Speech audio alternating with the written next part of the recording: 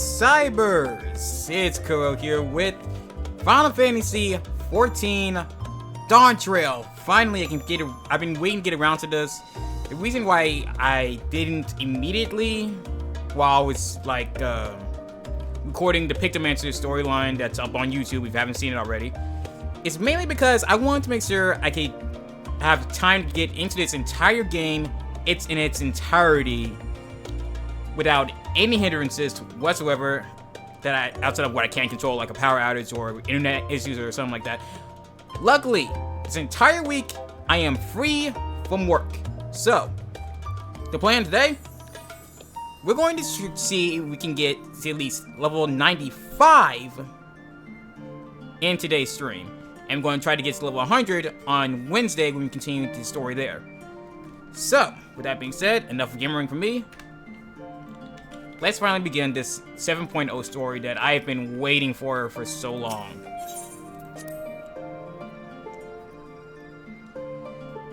But yeah, we started in Old Sarlian instead of Gridania because the story has to start from Sarlian.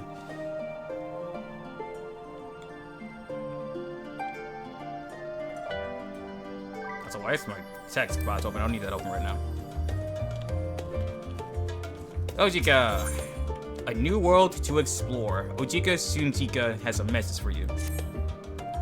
Welcome back, Kokozan. I've heard word from Lalafell. It seems he managed to secure passage to Tural aboard a guild ship vessel. Why don't you wait in the main hall while I go and inform your travel companions? It should only take a moment. Fine. Wait the designated location, which is inside the main hall here. This must end up being a meeting place for us in Sarlian. But finally, we're gonna head out into the Mericidian Sea, or whatever. Basically, Tural. We're finally leaving Eorzea again for a whole new world and a whole new adventure. The first of many.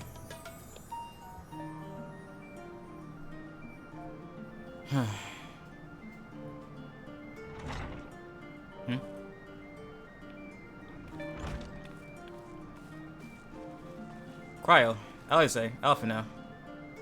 Ojika gave us the good news. We made ready to set sail at a moment's notice. The only one yet to arrive is Lalafell himself.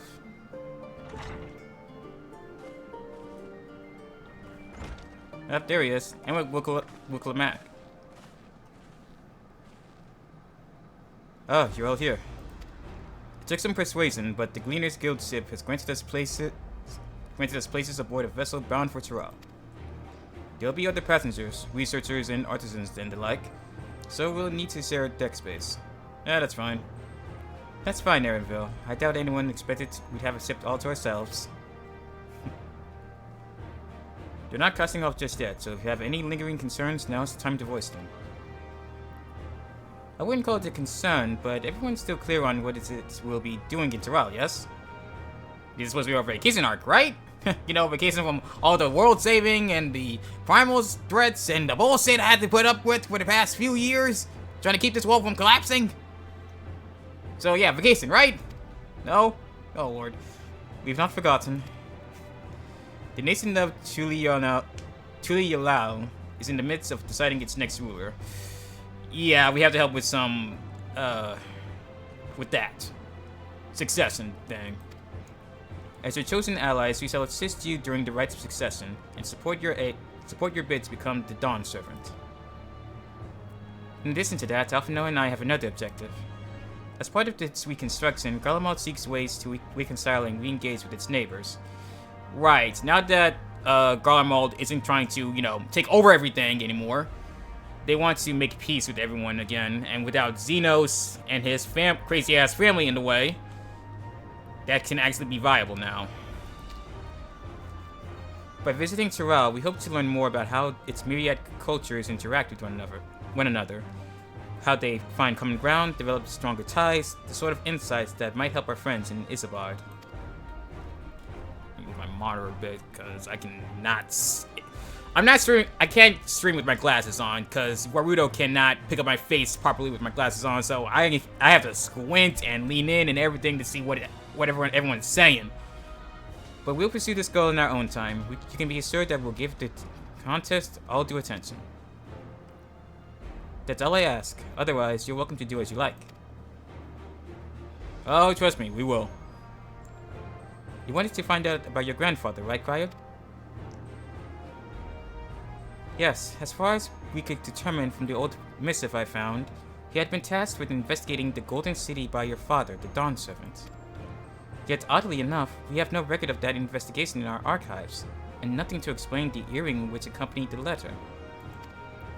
Thus, for reasons both official and personal, I should very much like to get to the bottom of this mystery.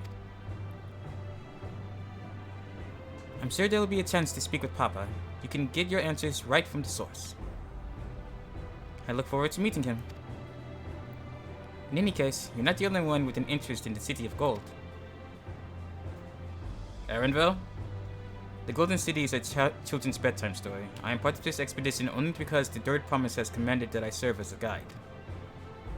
Still playing the part of the stoic servant, I see. What of you? Don't you dare tell me you've changed your mind. Boy, sail and let the wind take us as he pleases. We won't make you Dawn Servant by standing here talking about it. I go wheresoever the adventure is to be found. I go wheresoever adventure is to be found. That's what they tell me. Hey, my hero days are over. I'm back to being an adventurer now. Right then. If all are still committed to the journey, then I say we make ready to depart.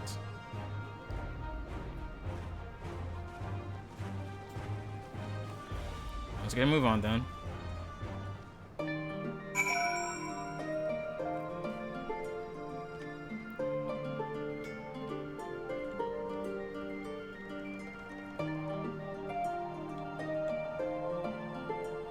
Why is it loading so long? There we go.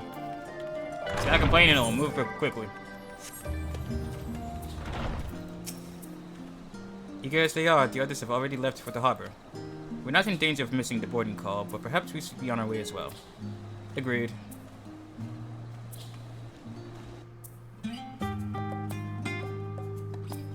I'm actually going to miss Sarlian's nighttime music.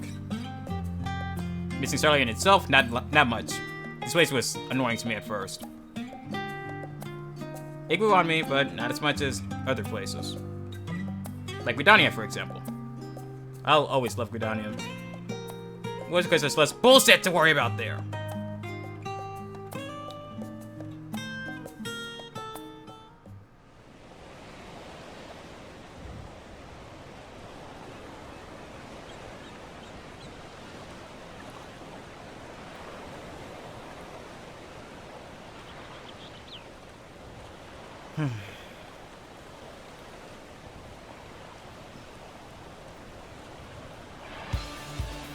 Savoring the moment? I can feel your excitement, your eagerness to explore the unknown. That's the life of an adventurer. Jesus' voice we can put on auto advance. Well, for once, the fate of the world doesn't rest on our shoulders. We might even get a chance to enjoy ourselves. Please let us. Let's have a break from all that for once. Do not be so quick to relax. Oh, Tural may seem but a short sail away on a map. The vast seas between brim with peril. The treacherous waters of Shade's Triangle alone have claimed countless vessels. Even following the safe route plotted by Admiral Bufiswin herself, this will be no pleasure cruise. Figures. Perhaps, but my voyage here was uneventful enough. Disappointingly so. Either way, the two of you have first-hand experience, which will be of great comfort in the days ahead, I'm sure.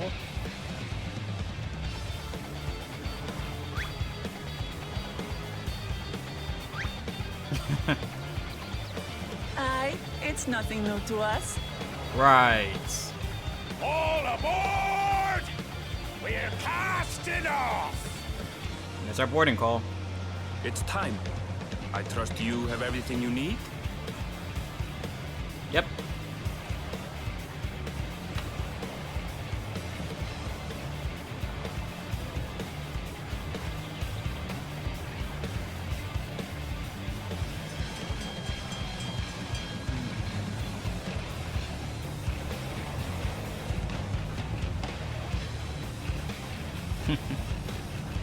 And so does our ship cast off from the docks.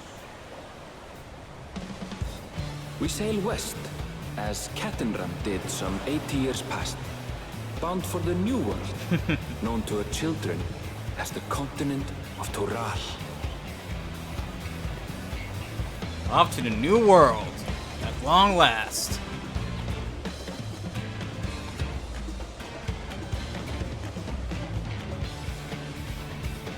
Just wait, Papa. When this contest is said and done, it'll be your daughter who sits the throne.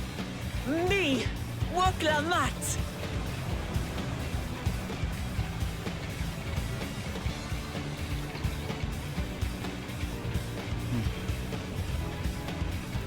New adventure awaits, at long last.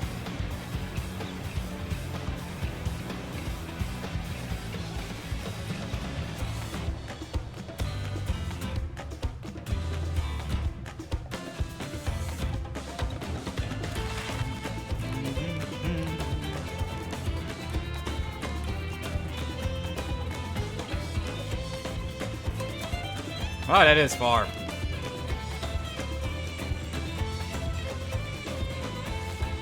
Headed straight to the west.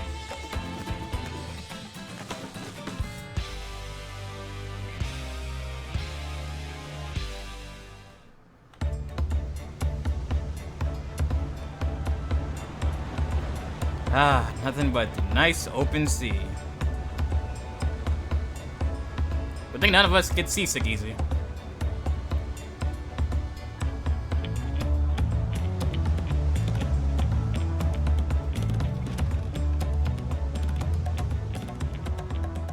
Smooth sailing so far? Aye, so far so good. But this sea, she's a fickle one. Calm one moment, blowing a gale the next. I'll take my rest while I can then.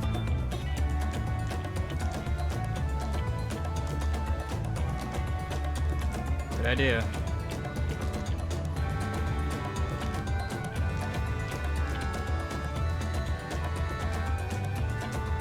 We left port what seems an age ago now, and we've seen naught but open water ahead.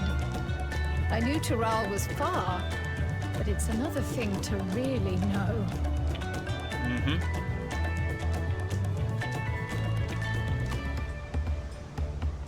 Speaking of which, some of our fellow passengers have made this trip before.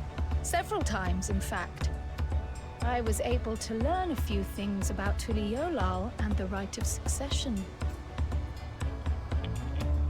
Since we still have a long way to go, why not have a chat with them yourself? I'm sure you have questions of your own. Oh, definitely. Let's look at the exposition out the way.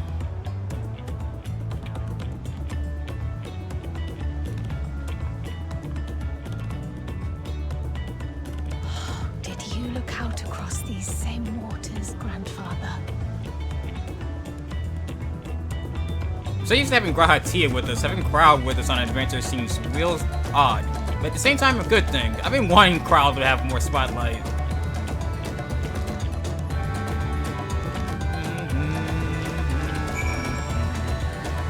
And my god, this music's loud. Gotta turn it down on my end. Gotta say? I can feel my head start to dull on these long sea voices. How about some light sparring later? By all means, I use some practice with this new magic skill. We've spoken with our shipmates. Tural is still a good distance away, and it might be pleasant to wait to pass the time. Good idea. Local maps. Deep breaths, deep breaths. Is he trying to hold it together? Oh, this will be my very first visit to Tural.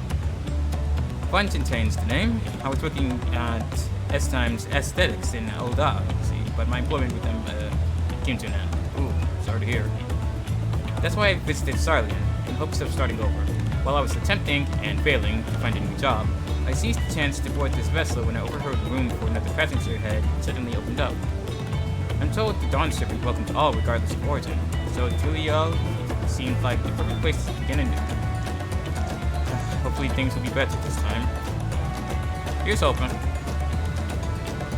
Retired mercenary, really adventurer. I see you in yours yet before. You great and famous hero. I've had enough of playing simpleton. There was a time when we took great pains to maintain deception, but with more of your Eorzeans coming to Tural, it became impractical. Besides, my mercenary days are over. Too many of our war brand have fallen, and so we head home to pick our wounds. My sword? Well, since you asked, I wanted to retrace the historic journey of the great Ketan Ram. You know, the first Eorzeans set foot on Tural almost 80 years ago. Wow. Mamalja's leader is said to have welcomed Ketan Ram with open arms and sent him home with a bounty of silverware as a token of their friendship. But the real treasure was the crops he brought back. Popotos, tomatoes, and corn that spread across the Eorzea like wildfire. His grand adventure led to a culinary revolution. The tales say Ketan Ram returned to Tural several times after that, but Sith vanished during his last recorded voyage. He was never heard from again, and even a seasoned explorer like him comes to an end as a testimony to the ocean's peril. Indeed. But that is interesting. Adventure, I presume. I'm a merchant myself, based in Oda, specialty imports and exports, Eorzean and Tural globe. It is your first crossing the salt, as they say. Do remember that the social mores of the Eorzea are not necessarily the same as those of yonder. Consider this. It is not uncommon for the various races to be referred to instead by the names of certain clans. For the Mikote, the Hetzero, the Rutgar, the Zerbral. Wow, okay. Not because every member of the given clan is of the same race, mind, but because many individuals of said race are associated with that clan.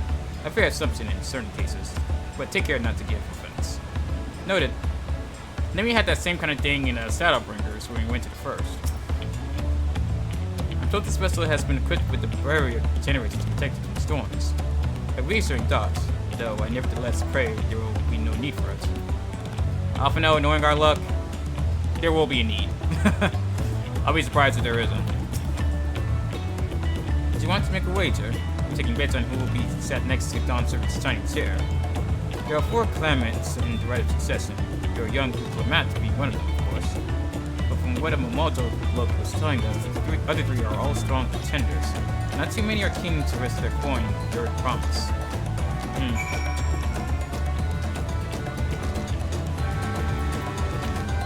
That's just the old Charlene. We can actually go back in the middle of all this. I think that's a option back in Endwalker too. Kind of got some fun and fluff dialogue from Tataru in the format too. Did you learn anything of interest? Quite a bit, I'd say. Oh, I haven't heard about the clan names. We just have to look Lamad and Ehrenfeld teach us the ones we should know. Actually, it's getting a little chilly up here on deck. Let's all gather in the cabin.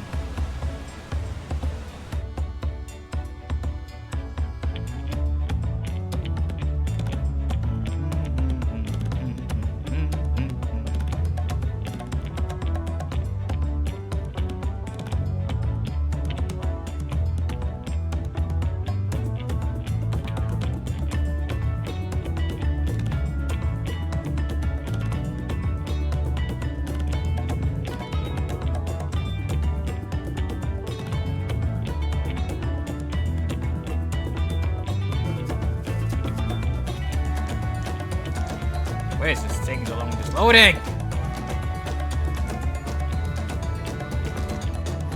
Ah, it didn't work that time. Oh well.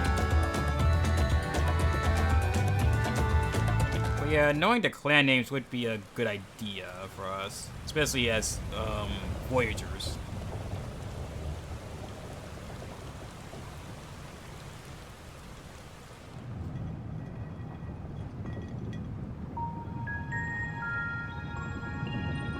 We're in for a proper storm, it seems.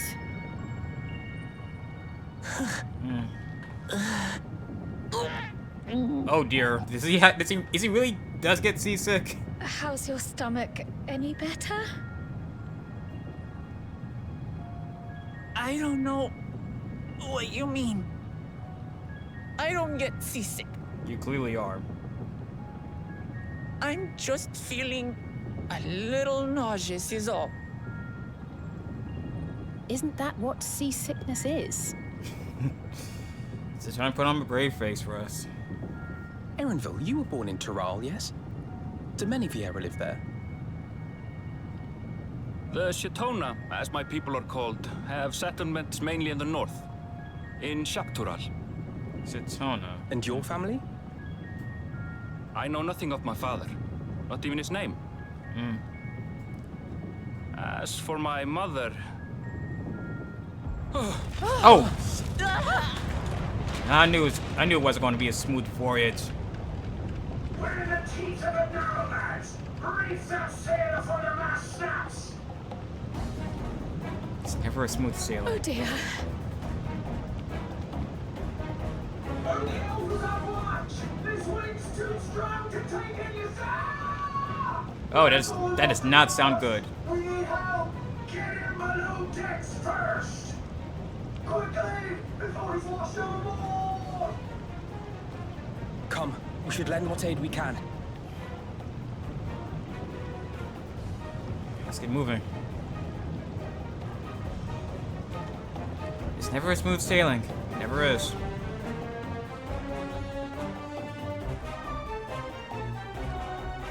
I have not seen the ocean rage with such fury before or since. Oh, wait.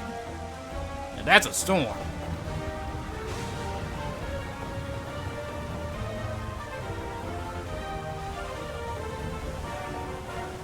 The heaving waves tossed our ship about like a toy, sending sailors tumbling. Uh-oh. The dauntless Alizé, quick to the rescue, was almost lost to the sea herself.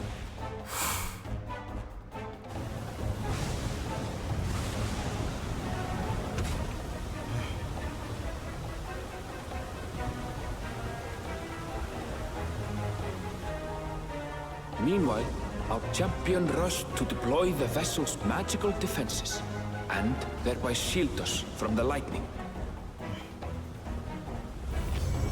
Just gotta have me on the defense. I knew we were going to need it. What an extraordinary life he must lead to be able to operate such a device with practiced ease. You operate one, you've operated them all.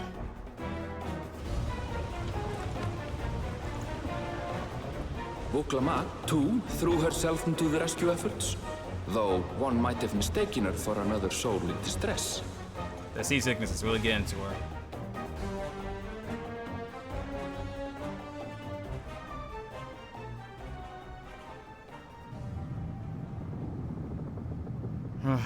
I think we're By through the the worst time of the it. unruly seas had calmed, our strength was all but spent, and we had yet to even glimpse the shores of Tural.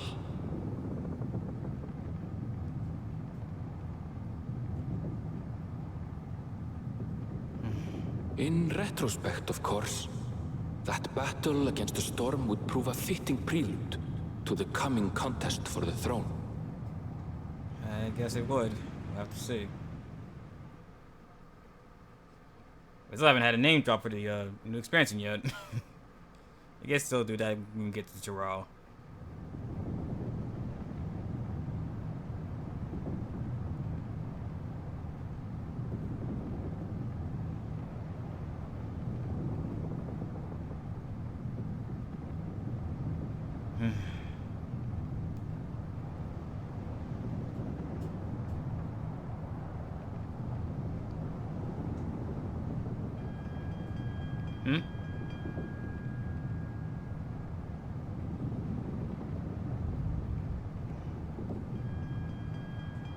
Time to wake up. Where's everyone else? And probably probably up above deck.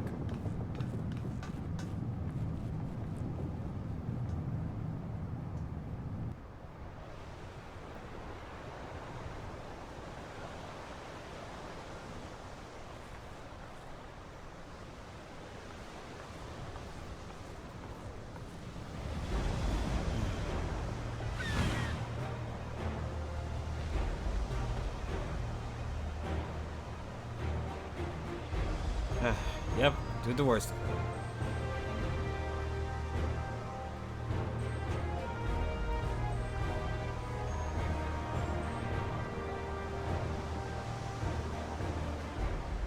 morning. Joining us for some fresh air? Yep. Seems my belly has settled along with the weather, but I'll feel much better once we're on solid ground.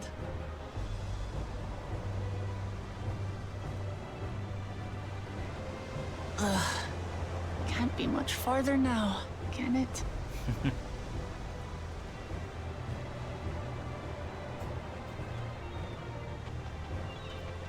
Seabirds. Yep. Land must be near. You need only hold out a while longer.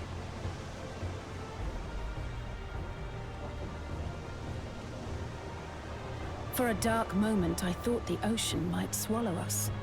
Glad to have my pessimism proven wrong. In other good news, I examined the sailor who took a fall, and he's faring well. I'm sure he'll make a full recovery. Good to hear. Good news indeed. If all's well, then we needn't delay in launching the landing boat. Ships have to lower anchors some way from shore. Too close, and they risk having their underbellies ripped open by the reefs that crowd Tuliolal's coasts. Come. Ah, okay. I was wondering what are launching boats for?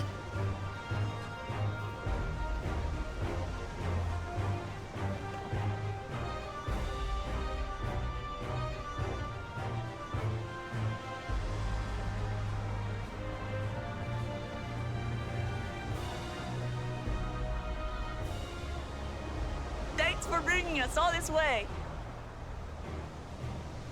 Ha! We only did what we were paid to do. Couldn't hardly set you adrift halfway. If anything, it should be us thanking you for helping us through that beast of a storm. That's what's nothing. As a matter of fact, everyone's starting to fancy your chances in the contest. At this rate, we won't be able to lay wagers no more. Then I better not let you down. Put all that gil you got on us, because we're winning this thing. Easy, stomach. Easy. We're almost there. Don't worry. Just hold it down. Hold it down. We're the last to board. If there's nothing left to say, then let's shove off, shall we?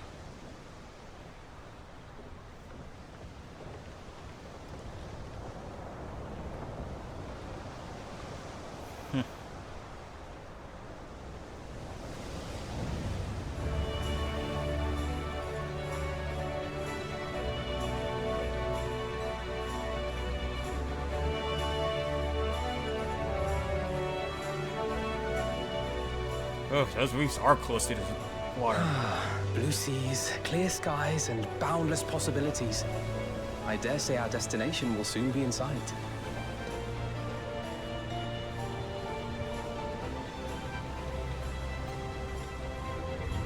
Enjoying yourself for a change? Mm-hmm. Of course. I always do. There, look, my friends. Behold the scene of our next great adventure.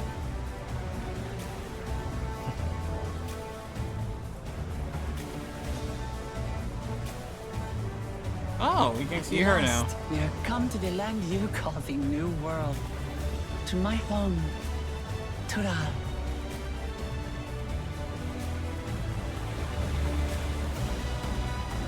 And there it is. Finally.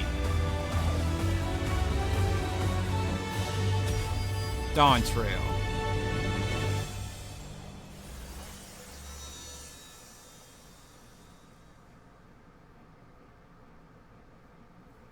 Oh, this is going to be great.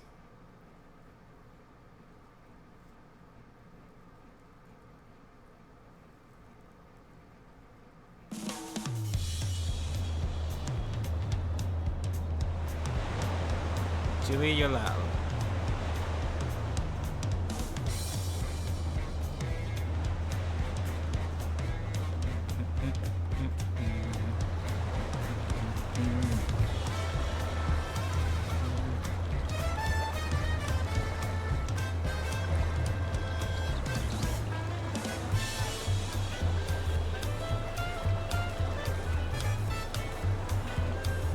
Ooh, I love the jazz.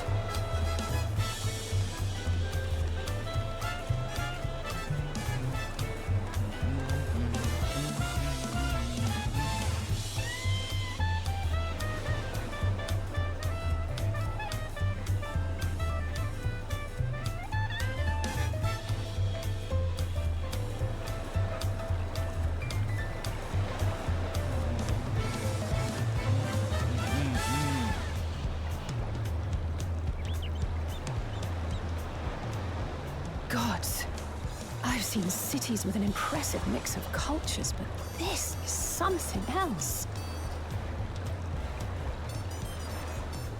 Is that a... No. I've never seen Vanu feathers in that color before. Oh. You'll find much here you never knew existed. There may be a sea route now, but visitors to Tural are still few and far between. And as we don't build seafaring ships, only a handful of Turali ever venture abroad. Mamulja sellswords mostly. Those willing to play the fool sail with Lominsan merchants to secure employment in Eorzea. Ah. I suppose that makes us a rare sight in your country. Rare and currently undocumented. Were there some forms we should fill out or... Oh, good point. Is there like customs or anything like that? Forms? Did you forget who you're traveling with?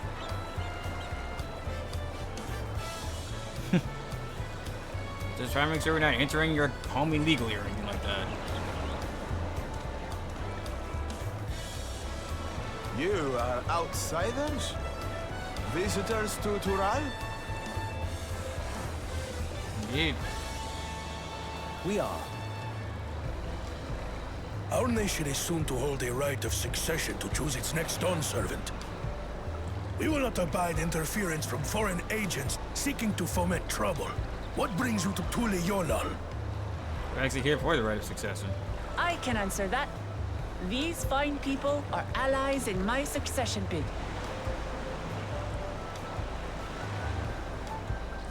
Third promise. If you vouch for them, then all is well. Of course. Please, accept our apologies.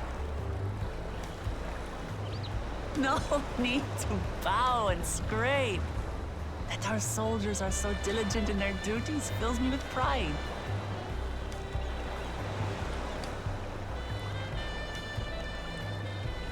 We'll be continuing our patrol then. It's good to know that they got diligent guards here. That's actually pretty. Well. You really are a figure of authority here. What's the word I was looking for? Comforting, I guess. Are you suggesting I don't look the part? More like act the part.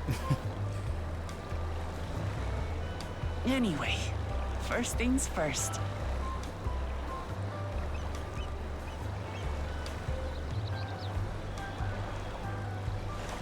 I bid you welcome to Tural.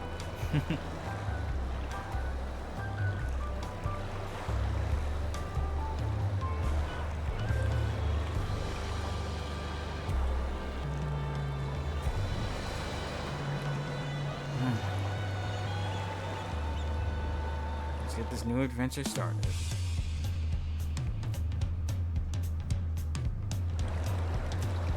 Oh, this is really just a daytime thing for this place? Nice. Jazzy. Wait for everybody to load in here. There we go. Well, despite the storm's efforts to the contrary, here we are, safe and sound.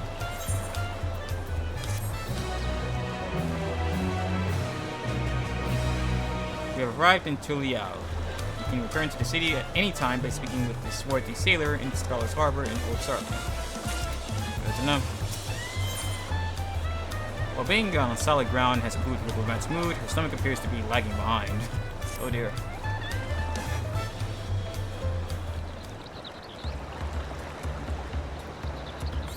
Hold up. Yeah, turn up auto advance now.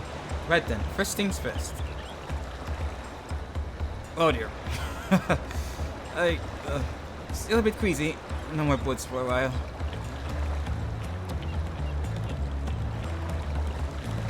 I realize we've just arrived, but we should get you familiar with the city before the Reddish session begins. Good idea. No arguments here. I should very much like to explore.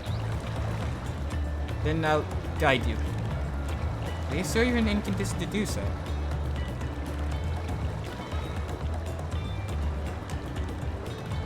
Aha, we were wondering who these strange folk were, so the third comments has found ourselves some new followers then. Followers? Uncle Matt, are you unwell?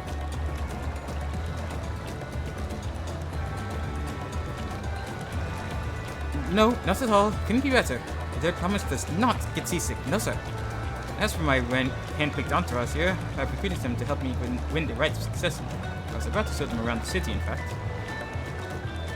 That sounds lovely. But a group of foreigners is going to attract attention, especially if they're in the company of the third promise. Everyone will be curious. We certainly were.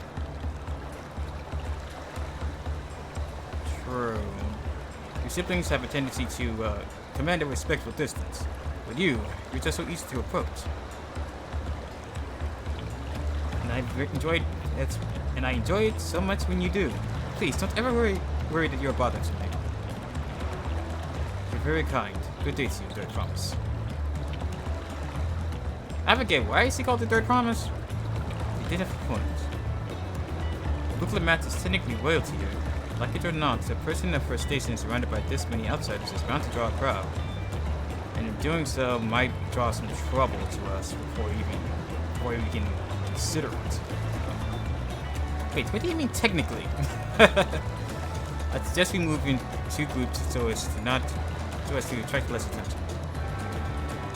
Just technically knowingly then. Sorry. I like the dynamic between the two of them. Focus on, you and Crowd can come with me. I'll take the twins then. We'll get in touch once we've had a good look around. Whoa, link crawls work here? That voyage was hard on all of us, so take it slow and recuperate. We have time enough for that. Alright then. Enjoy your wanderings.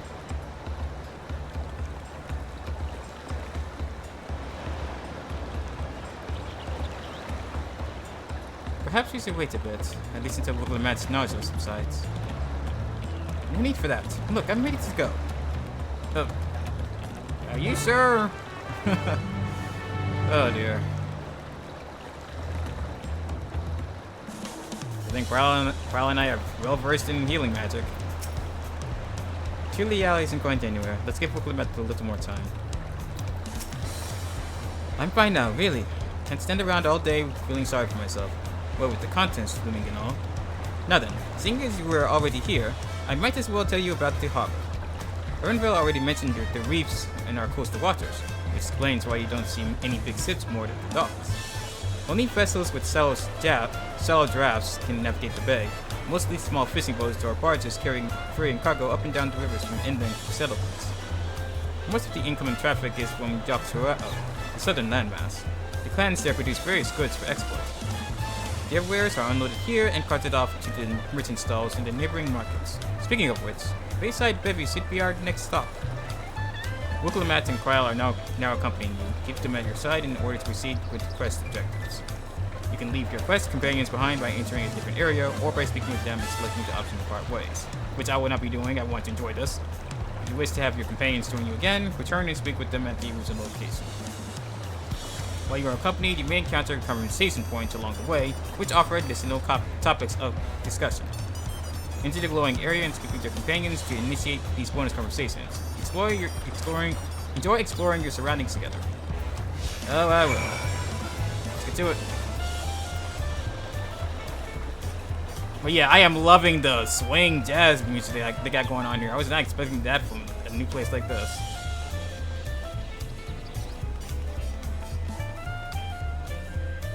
One of our destinations already. I just realized we're gonna have to connect. We're gonna have to attune to the Ethernet here too, aren't we? This is Bayside Bevy, Tulial's largest marketplace. being right on the harbor, everything from fresh fish to imported wares go directly to the sellers. Anything you want, they most likely have. Oh right, Sud mentioned that here in Tural we buy things with Pel, a currency that Pelu created. But don't worry, more and more trade is coming in from Eorzea, so most subs are happy to accept your guild. Oh, that's good to know. There's also... What is with these names that are so hard to pronounce? Waku Meki, another market in the east of here. But that can wait for another time. I have other places I want to show you first. Next, we'll head back a bit, then northwards up the stairs to a certain plaza. I can't wait to see the looks on your faces. I bet. But first, is there any Ethernet crystals we need to, like, attune to first? Like, right here. Best to attune to these now before instead of later. Ooh, these look different from the ones in Eorzea. Look a lot more vibrant.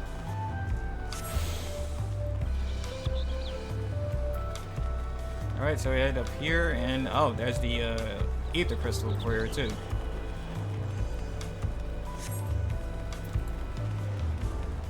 And to double time it.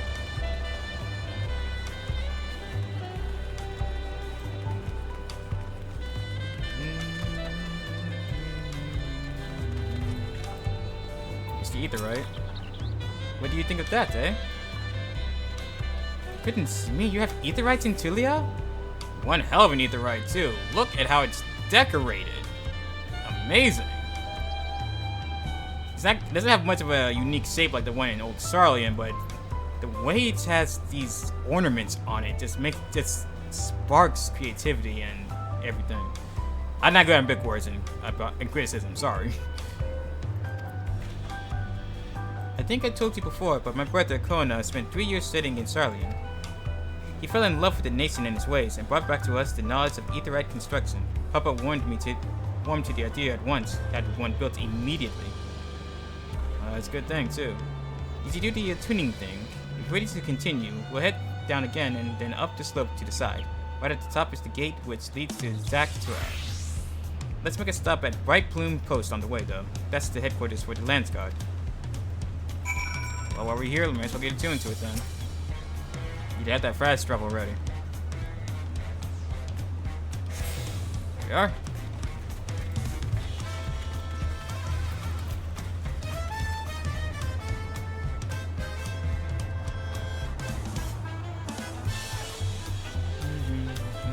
Oh, man, I'm going the right way.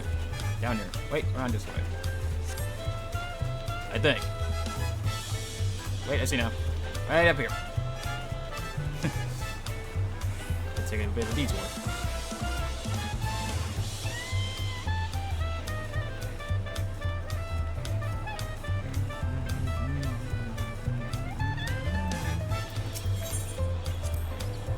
We have a lot of narrow, winding streets that curl up the sides of the mountain. As you can see, though, the villagers made sure to see these main thoroughfares were wide enough to acclimate wagons. Clearly. Trudging up and down all these slopes and stairs is exhausting. I understand now where Chillimac gets her endless endurance. Right? Seriously, just looking at these stats is making me feel tired.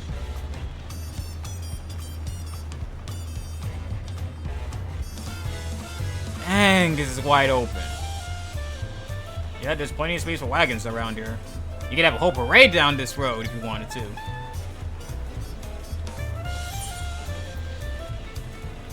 A little bit of a ways there.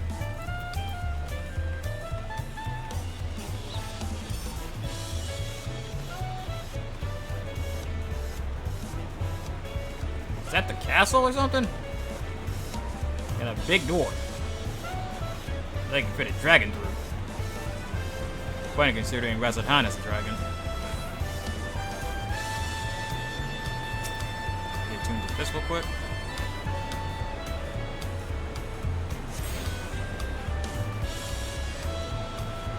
This must be where they trained their guards. Or military, whatever you want to call them. Here we are, Bright Bloom Post. The soldiers stationed here are responsible for defending Tural and preserving the peace. The Lance Guard are led by our nation's strongest warrior, and so naturally, Papa had commended them since the beginning. At least until 3 years ago, when Zeralja took over as commander. The title is no empty honor. It means the first promise is considered equal to the drawn servant in martial strength. Oh. Meanwhile, I have even managed to... Well, I'll discuss my brothers and their accomplishments later. I often know LJ should be around here too.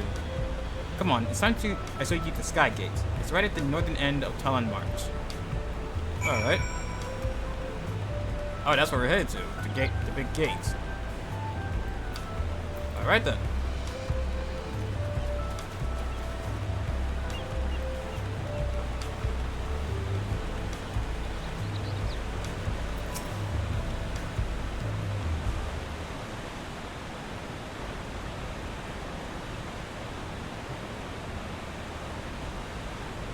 That's a big gate. Massive, isn't it? Your kid, you ain't telling me. And on the other side is an equally massive bridge to match. Both were constructed by a race of giants, the Yakui. That is a big bridge! What was this built for? Strictly speaking, Tural is actually two separate continents. Tural, the southern lands of the mother, and Tural, the northern lands of the father, which lie beyond the bridge. Oh, so it's two continents connected by this one bridge. Interesting. Legends say it used to be one great landmass, but long ago the two gods fought in a titanic battle, and when one threw the other to the ground, the impact was so devastating as to split the continent in twain. A familiar sounding tale. I am put in mind of the conflict between Heidelin and Zodiac, right? But getting back to Tural, those lands are also part of the Tural nation, correct? That's right. Isn't my father incredible? He united the peoples of two continents into a single nation. Many clans of Tural had been at war for generations. It was only when Papa traveled the lands and put a stop to their myriad conflicts that we finally had peace. That's the main reason I want to win the throne, so I could preserve the peace he built.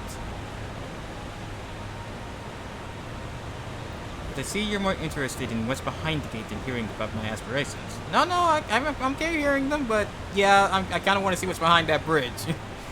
Crossing the bridge of Tural requires a special travel pass. Unfortunately, they won't issue any new permits until the Red Succession is over. I promise to get you one when the Dawn Servant. Until then, you'll just have to wait. Oh, okay, fine. And I'll make sure you win. Mark my words. You really mean that? Woe to anyone who stands between you and adventure. You got that right.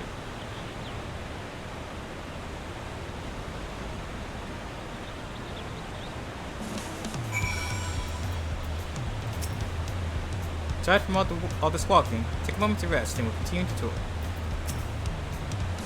We must have covered half the city by now. Tural is unlike any other place I've visited, and I'm thoroughly enjoying myself. Agreed. The City of Stairs. Diplomat is ready to commence the second half of the Tural tour. We'll head west next, towards the Arch of the Dawn. The dirigible landing is on the way. Get dirigibles too. Tural certainly doesn't want to permit us to travel. We get by. Now if you've seen enough of this area, let me know and we'll continue on. I'm ready. The Arch of the Dawn is the other side of the city, so speak up if you see something that interests you as we walk. So we'll move on. It'd be nice if we could use a mountain here. There's so many etherite stars we need to connect to as well. Like the one over here. So like Sunsa. If we don't get them all during the tour, then I'll do it later.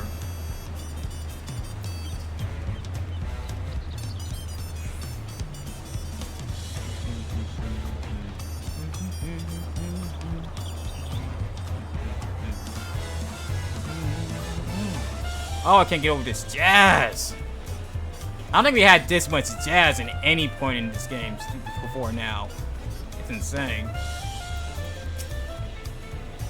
I'm still struggling to conceive how one can construct an entire city on the side of a mountain. This was originally the site of a Yukhoi temple.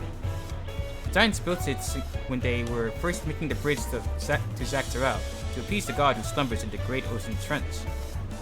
After the Yukhoi withdrew, the temple stood empty for centuries, so when Papa was establishing his new nation, he saw a structure he could repurpose into a palace fitting practically in the center of Tural.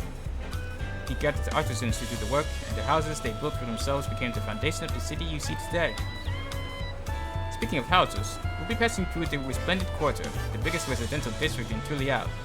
We climbed these sets of stairs here and all the way up. That's so. Let's get climbing.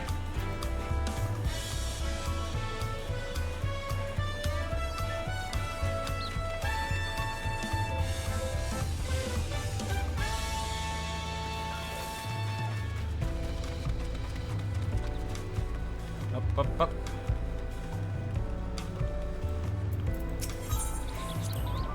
Here's the palace. Nice.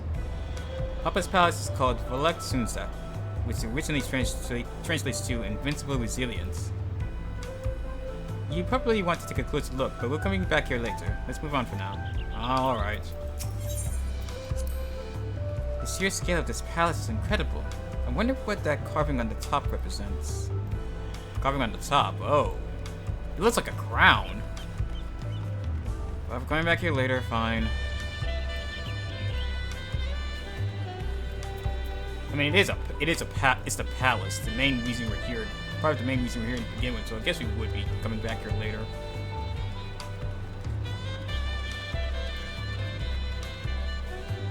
Luckily, our next destination is right next to another Ethernet stone. Ethernet Sard. I don't know why I said stone. I'm going to tune into that real quick before moving on.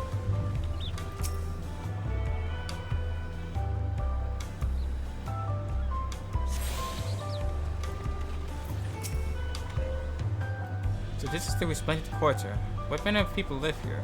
They even have their own crops and gardens in their homes too. Nice. Oh, we have residents from all the Yoktal clans. Momoja, Zerbral, Pelipelu, Moblin, Hanu. We also have Tanawata, Hetzaru, and Satona, who moved south from their ancestral lands in Tural. In essence, it's a gathering of people from every corner of Tural. Nice. A true representation of Tural's diverse character. The adornments on each building contribute to their eclectic cultural aesthetic. So beautiful. Oh yeah, I'm just now seeing them. Nice. I'm glad you can think so. Come, continue down the stairs. Alright.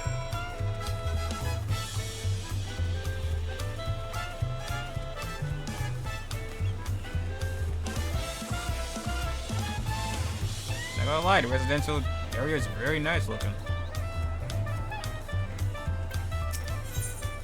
A huge drum.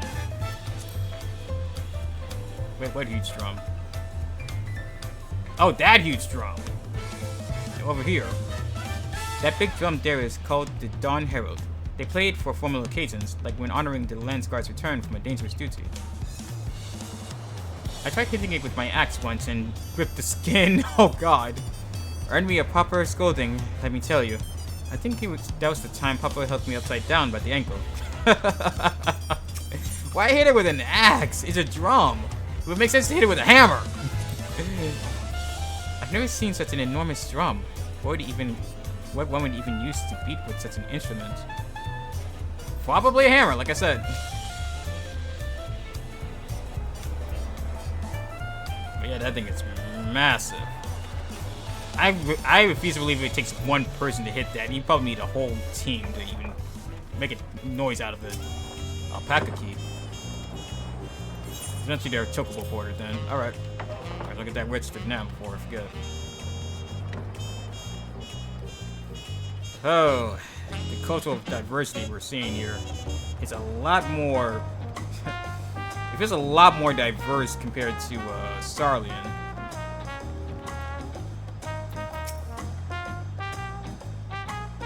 Here we have the dirigibles. Not bad, eh? Nice. I hear other nations use airships to sail the skies, but you only find balloons in Tural. We have them for the exact same reason as the Aetherites. Kuana brought back the plans from Sarlian, and Papa thought them fantastic and commissioned their construction. This was around 3 years ago. Your father sounds really enthusiastic and quite the forward thinker. I would really like to meet him. Since that time, we've aided flights to other settlements. Trade with frontier communities has never been easier. But that's enough about the dirigibles. The Arts of the Dawn awaits. Right, let's get moving. Oh, it's the other way. Let me get tuned to the Ethernet start here first. Like, it's right there. The only reason I didn't do it at the one at the palace because he said you're coming back to that later.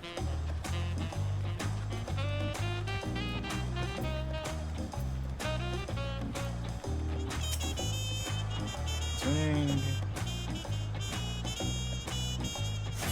And we're good.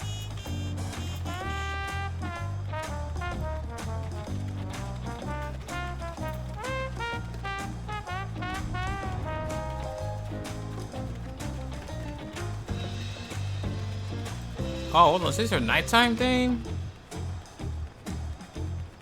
It's a lot more relaxed, I feel like, compared to the daytime theme. I like it. Swanky.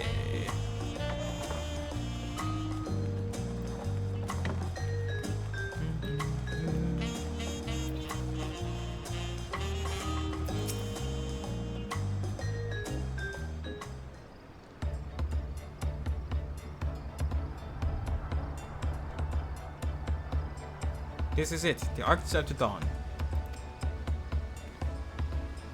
When the Giants were still here, it was known as Tural Landgate.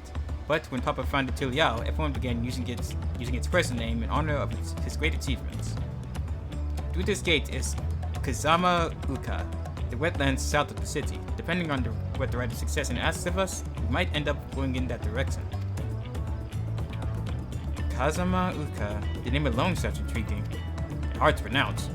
Speaking of which, what were those fluffy animals we passed earlier? Those are alpacas, Cryo. Or llamas, I guess. Depends on where we come from. Ah, those are alpacas, the fearsome four-legged queens. I'm sorry, are we talking about the same animal here? Alpacas. Four-legged fiends. Fearsome. They seem quite placid to me. You'll learn soon enough, Cryo. You'll learn soon enough. What happened between you and those things? But forget the alpacas. I have something far more important to show you. Come along.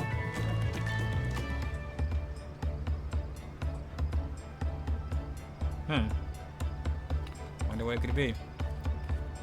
Why just the beat of our own drum, that one?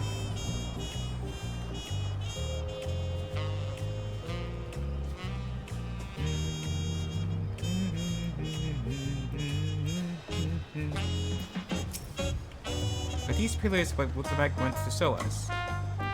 Oh. If you wish to learn the history of Tural, then look no further. These stone pillars, you mean?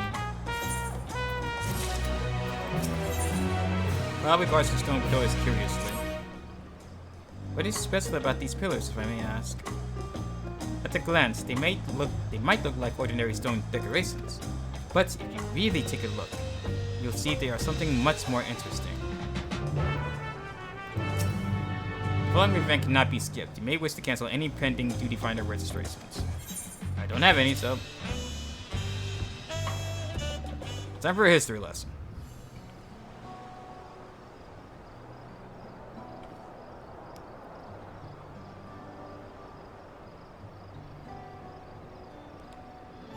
Yeah, each pillar has a different depiction on it. Each one a different story to tell. But of what?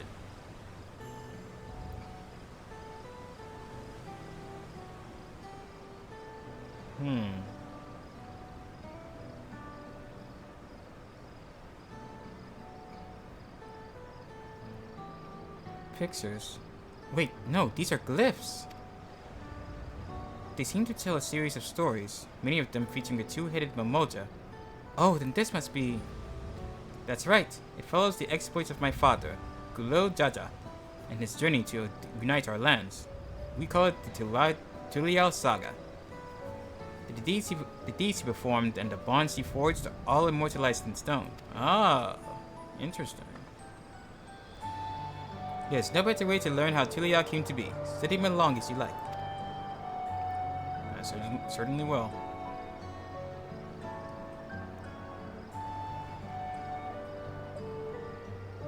Let's see. Lay of Pots, Lay of Repast, Lay of Reeds, Lay of Brotherhood. Let's start right here. Lay of Repast. This one recounts the Lay of Repast. As you can probably tell, the figure depicted here is of the Zerabo, like me. For the decades, the Tural and the Mamoja were at war for the control of the forest of Yaktel. The actions Papa took to end the conflict have been hailed as the first steps in the founding of Tural.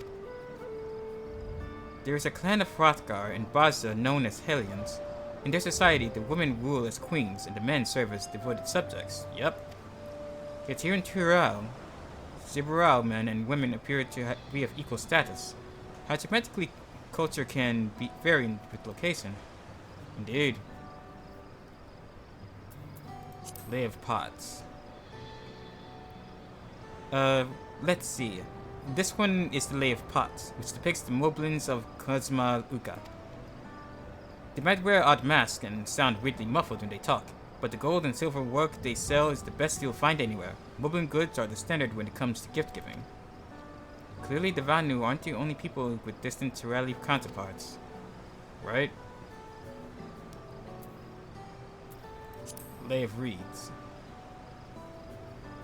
Here we have the Lay of Reeds. This is the story of when Papa visited the Hanu in their village in Kozma Uka. The people Alphano almost mistook for Vanu, if not for the colorful plumage. He spent a fair bit of time among the Vanu in the Sea of Clouds, so it's no surprise he took an interest in your countrymen. I don't know how it is with your Vanu, but our Hanu are a bright and cheerful sort. They hold this one festival every year, very famous and lots of fun. Oh, we met the Vanu in Eorzea? Oh, you would not be able to stay your hand. This pillar tells the Lay of the Brotherhood. It depicts the scene where Papa granted an audience to the foreign explorer, Ket something, I can never remember the name. You mean Ketenram? Ah, that's the one. Ketenram's arrival in Tural is what prompted Papa to embark on his own journey. It is said that the two grew to be close friends, brothers in spirit, if not in blood, but no one knows what became of the explorer in later years. Ketenram's disappearance is a mystery in Eorzea as well. The records say he traveled between our lands and yours for a while, but then it's assumed he was lost at sea. If you're done with the first half, we can move on to the second. Yes, let's see the second half.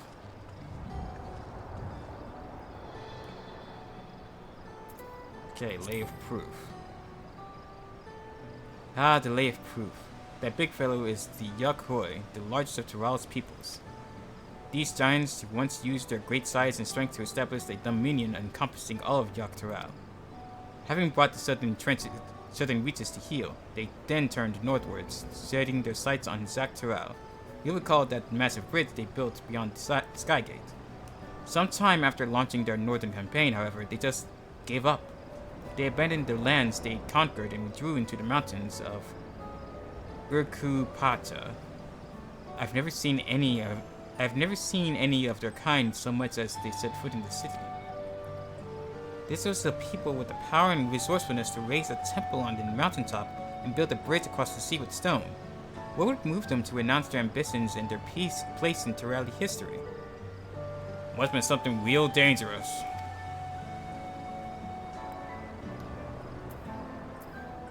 A blank pillar? Oh, this one is unmarked. Papa says he left a blank pillar for the next chapter of Tural's history, whatever that might be. Probably something involving us. Lay of Ice. Oh, this one is my favorite, The Lay of Ice. It depicts the battle with the legendary Tural Vidral, Valley Garmanda. I should explain. A Tural Vidral is a creature that has lived far beyond its usual lifespan and awakened to preternatural power. Tataru described the Far Eastern auspices in a similar fashion. Could this be the same phenomenon? Valley Garmanda itself was dubbed the Sky Ruin, a name earned for the destruction and terror it visits upon Tural every time it stirred from its slumber. But 80 years or so ago, its ruinous reign was brought to an end. After a great struggle, Papa and his comrades managed to overcome the raging Vidral and sealed it away in the Urkupacha Mountains. Despite its reputation, however, Vili Garmanda is also a symbol of power. That's why you'll see its likeness on Turalial's national emblem and enduring the banners at the palace. Interesting. And finally, Lay of Gold. The Lay of Gold. This pillar shows one of the Pelu whose homeland is in Urkupacha. Having created our currency, the Pelu are rightfully known as the Merchant Clan. They oversee Turalial's markets, and their traveling peddlers are a common sight no matter where you go in Tural. Don't let their size fool you. They might be mistaken as children, but beneath those beaked masks, they are clever and calculating traders. How do you feel of history, then? Yes, thank you.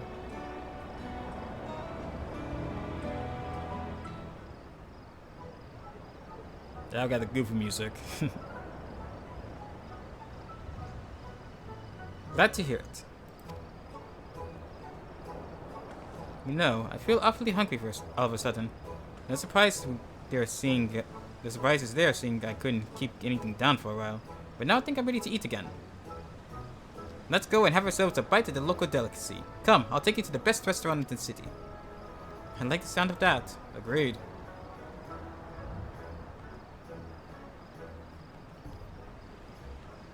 Let's get some food on.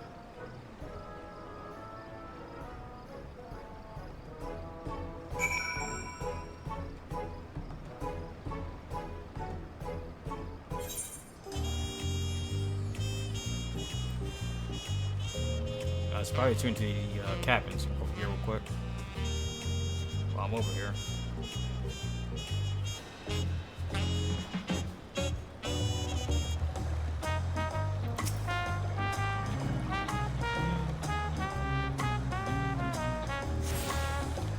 There we go. Now let's get our food on. It's dinner time.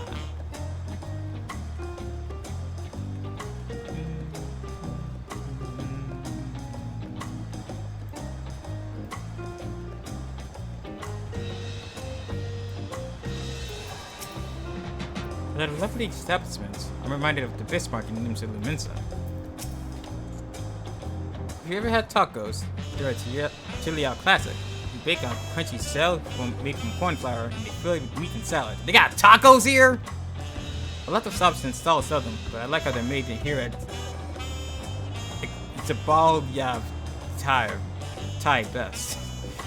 Oh, I'm gonna be butchering these names so much. And I need one right now in front of me. Right now! Let's head downstairs and place an order with old Wookie Woo. Alright then.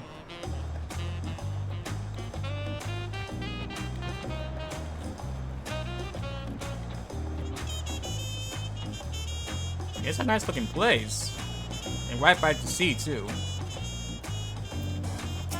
They say it makes, they say it almost makes it close to the soul, pale in comparison. And that's saying a lot. It's closer to the soul we're talking about here. Brokevo! Ah, back to voices. Thank goodness. My voice is getting tired. My companions must sample your heavenly tacos. One for each of us, please. Right away, promise. And I'll pack them tight with my choicest feelings. Only the best for you and your friends. Thank you kindly.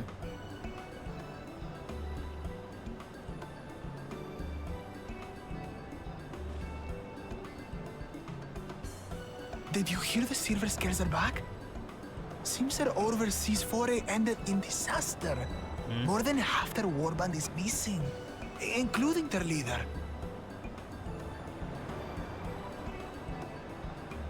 Aye. And now keen to rebuild their broken reputations, the survivors seek the Golden City. A fool's errand.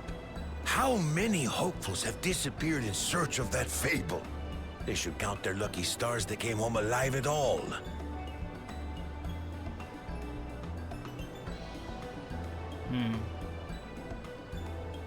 The legend of the Golden City is well known here, I take it. It is, but as no one's ever seen it, many question if there is any truth to the tale. Like our skeptical Erinville. Does seem like a bit of a wet blanket, Dawn doesn't it? servant would request a formal survey for a place that doesn't exist.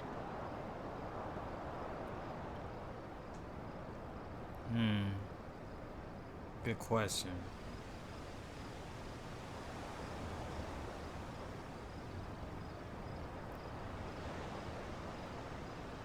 Now to find a spot with a pleasant view to enjoy our crunchy spoils.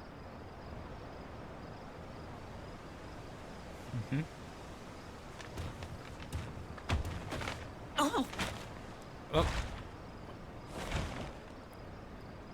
Oh. Well, that happened. Okay, watch what you're going big bad guy. Hello. If it isn't the third promise. This guy's got 2 heads. That's to be concerning. No. You know this guy?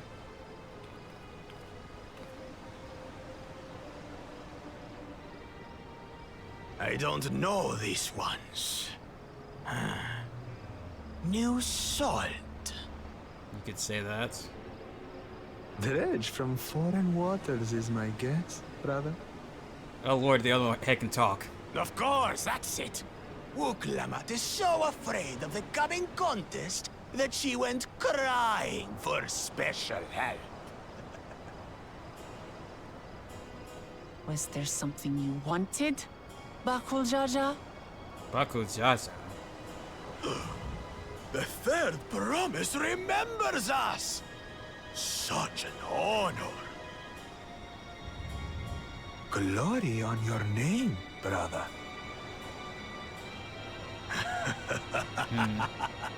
And on yours, brother.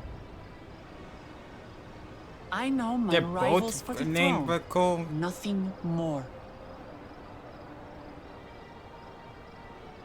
Another child of the Dawn Servant? Oh.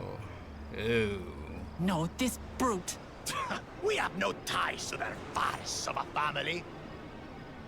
Unlike the sneevling housecut, we are blessed siblings, the elevated chosen.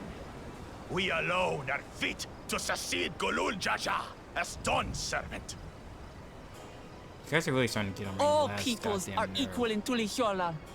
Your heritage gives you no greater claim to the throne. Shall we test that idea here and now? See if your strength is equal to ours.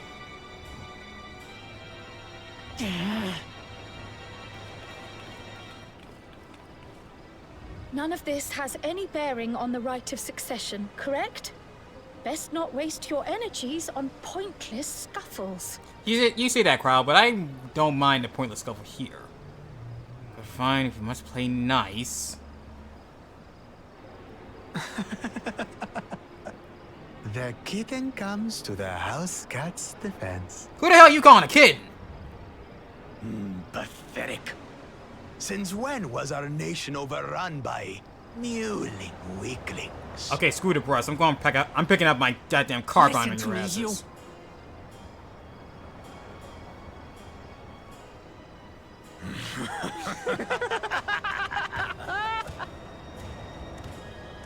Okay, now we have to win this so it can knock their smug smiles to goddamn faces. Two-headed Mamulja. I knew of them, but that's the first I've seen in the flesh. And it looks uglier than the rest. Some get it into their twin heads that they're destined to follow in my father's footsteps. So they travel to distant lands to hone their battlecraft. Those are likely the ones you've heard about. Are there other two-headed claimants? No, just Bakul Jaja. Even in Tural, his kind are far from common. Really? The Mamulja people largely belong to one of three clans. The Hubio, Rubio. the Bunewa, Boniwa. and the Dopro. And Dobro. Every once in the Great While, a two-headed offspring is born from a union between the brown-scaled Hubiko and the blue-scaled Bunewa. The child grows to possess immense strength, both physical and magical. Oh, goody. That's probably what we'll deal with Blessed then. siblings indeed. Like devil children. Forget them. Let's go and buy more tacos. I can think of nothing better to rid me of this bad taste in my mouth. Agreed. Perhaps didn't have to step on our damn taco. Huh? Oh, hold up. Enjoying your tour of the city, I trust. We've seen our share of notable sights and took a moment to rest. As such, we're ready to present ourselves at the palace for the rite of succession. Shall we meet you there? We were just about to have dinner, The palace actually. it is. I'll let Wooklamart know. Oh. Destiny calls. Perhaps we can return for more tacos later?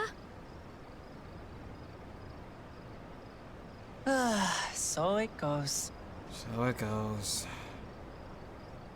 Could have had him right now if it wasn't that damn blasted two-headed punk.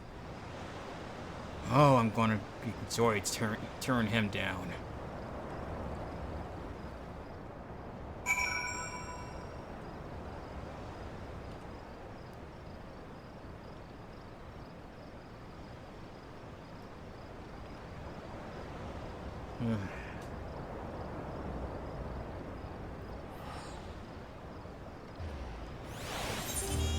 Anyway, to the palace, I suppose. The workkeep who's lovingly made tacos went to waste, and so that was his Bakujaja's fault. I was looking forward to trying some authentic Tural cuisine, but we should hurry enjoying Ovno in the other palace. Alright, it's a bit of a climb back up to the top, but you can head up from the resplendent quarter, or even the eastern side of Tell and March if you prefer. Now that you have an idea of how the city's laid out, I'd like to find your own way to Valak Sunza. Ah, my poor empty belly. We'll get tacos later, I promise. Let's get a move on. If we can get there from the split quarter, then might as well travel to the Ethernet.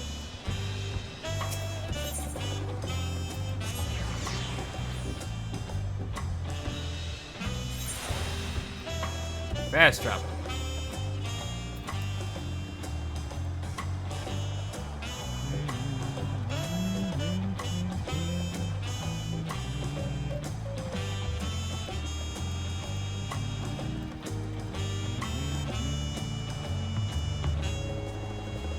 I seem to get the one over there.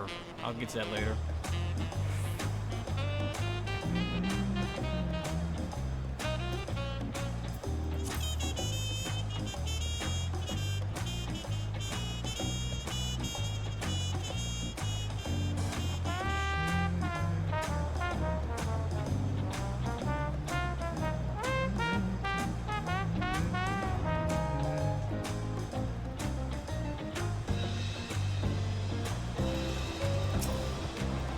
This one.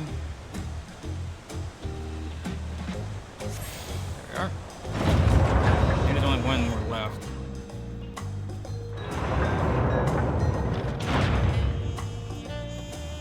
Not a bad looking palace.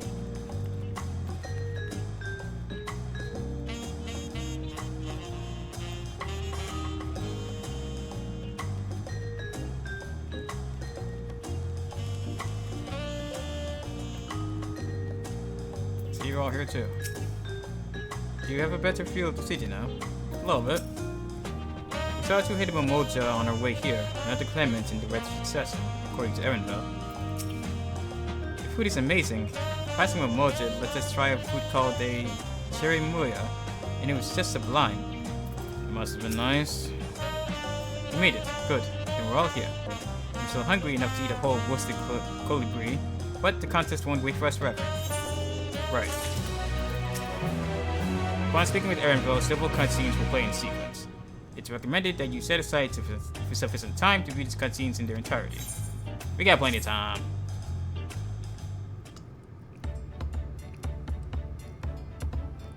I've acquainted the twins with the city as best as I could in a short time. Their unbridled enthusiasm made it rather difficult. Invariably, something would catch their eye, spurring them to run down an alley to investigate. It was like herding a pair of unruly Kuros. Kuros. To think you two would be running off like children in a toy store. I understand all too well. Shelian had the same effect on me. Right then. Now it's time we saw the inside of the palace. Papa will want to know I'm home and meet the allies I've chosen. Given how impulsive he is, though, there's no telling what we might be in for.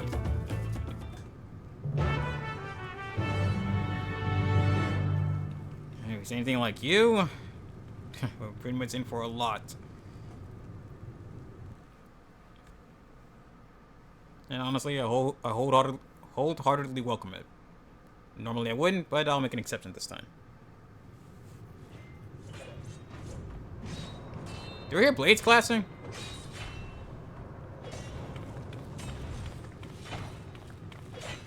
Huh? What in the... Wait, is that...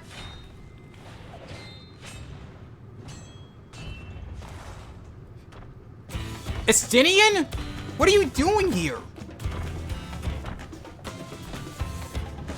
And why are you fighting? Oh boy. Holy hell. Estinian? When did he get here? Good question. The better question is, why is he fighting Willamat's father? More to the point, why is he here? Oh, you know this man? Whenever my father spots a promising opponent, he invites them to Sunperch to duel. Pressing duties or no, he can't resist a good fight. Huh. Well then. So the one that Estinian is crossing blades with.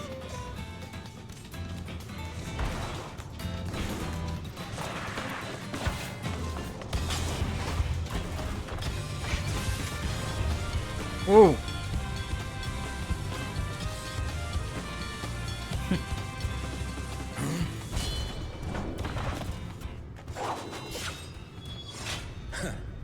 That will do, Spearman. I will receive my darling daughter.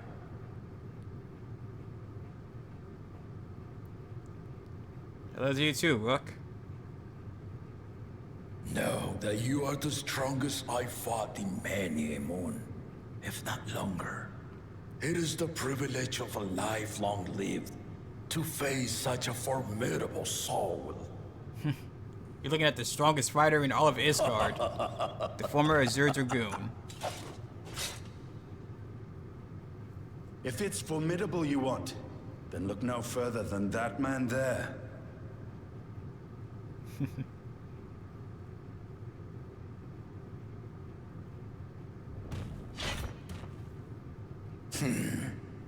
I see you, warrior. Thanks for the praise there, Estinian. Just ask any time, I'll kindly give you a good bout. We had no idea you meant to visit Tural. I've seen what lies east. This time I chose west. And thus did our itinerant dragoon make his travel plans. Hopefully not spending too much. You witnessed our bout. If you thought he was fearsome, that was with one head dozing. With only one head? I'm not sure I understand. Yeah, I saw he has two heads. The other one hasn't been responding. Actually, he has a veil over his head. He has a veil on. The old man has been feeling his years. Oh. The uncovered side is the head of resolve, and age has only deepened his love for combat. But the head of reason, wiser of the two, sleeps more and more these days. As I understand it, the veil helps with the restoration of his magical energies. Oh. Enough about me, Lamati. I want to hear of your adventures. Lamati? Lamachi. A term of endearment. It's what my family calls me. Ah. So a nickname of sorts.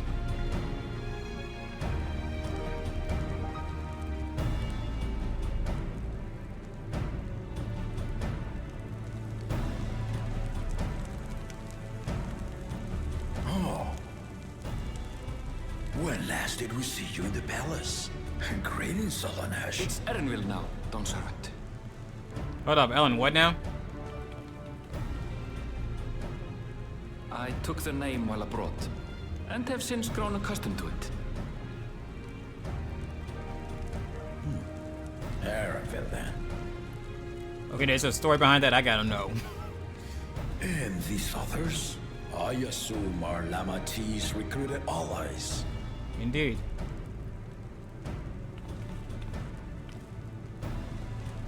Ha! Old-tempered still. Yet as much as I'd enjoy testing their metal, the hour of the right is at hand.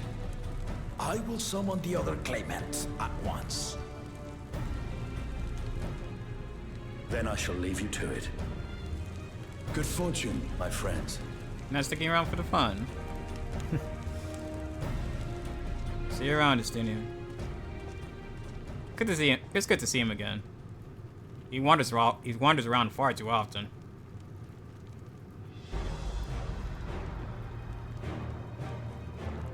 So these are the other claimants.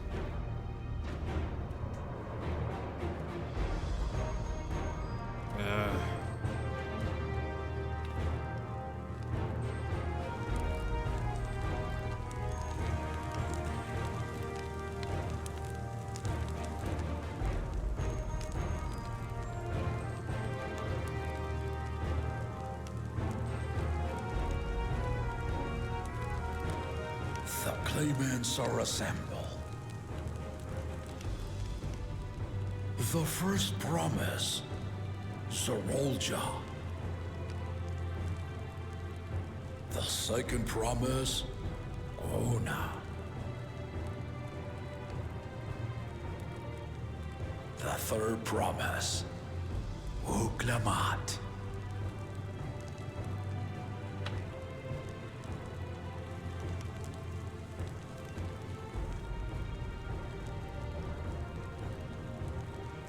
And lastly, the chosen of Mamuk, Bakun Chacha.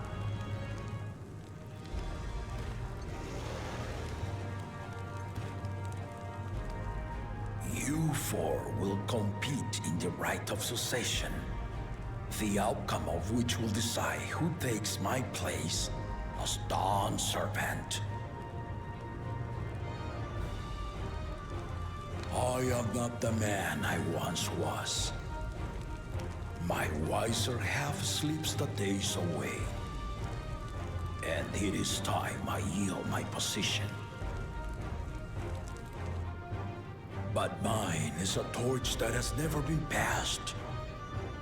Tuliyola is young. And so I look to the always for inspiration. The right of succession. The means by which the autarch of Mamuk was chosen. Only the two-headed were deemed fit for this contest. But the Tuliyola I built is a nation of many peoples. Our leader needn't have two heads, nor be a Mamulcha at all.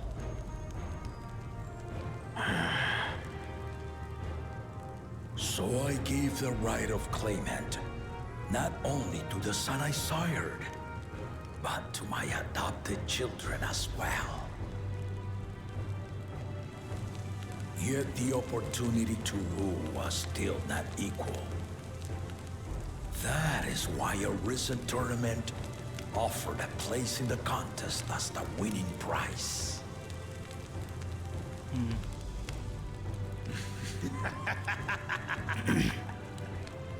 Now you have us to compete against.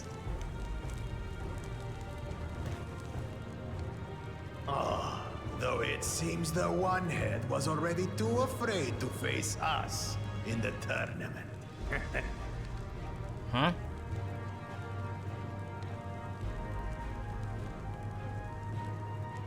Our brother was in Shock Tural leading the Landsguard on a campaign to eradicate a Tural Vidral. Anyone with sense would know he was too busy for games. We have to notice that some of the other siblings are level-headed. Now for the part you've been waiting to hear. The nature of the contest itself. Please be trial by combat. I would love to beat this guy's ass. To triumph in the right of succession, and thereby claim our nation's throne, you must travel the lands of Tural and find the City of Gold. City of Gold?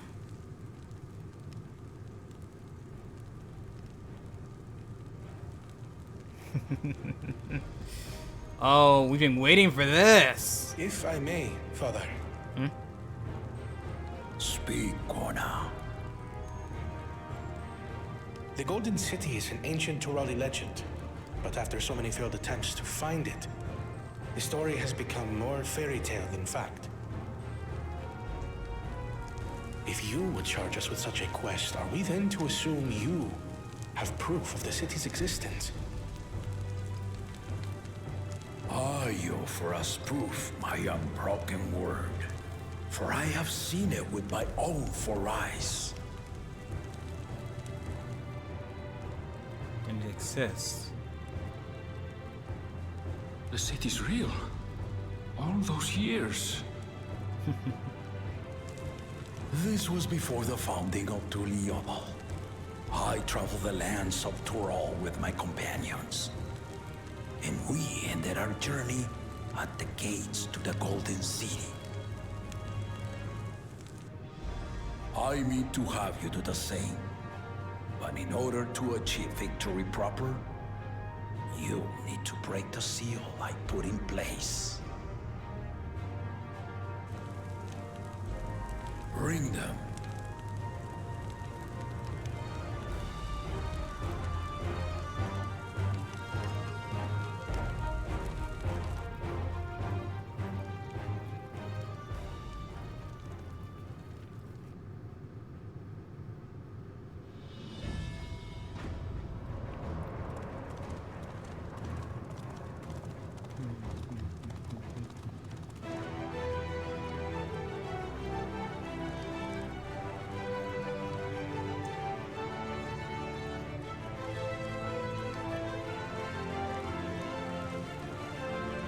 Oh.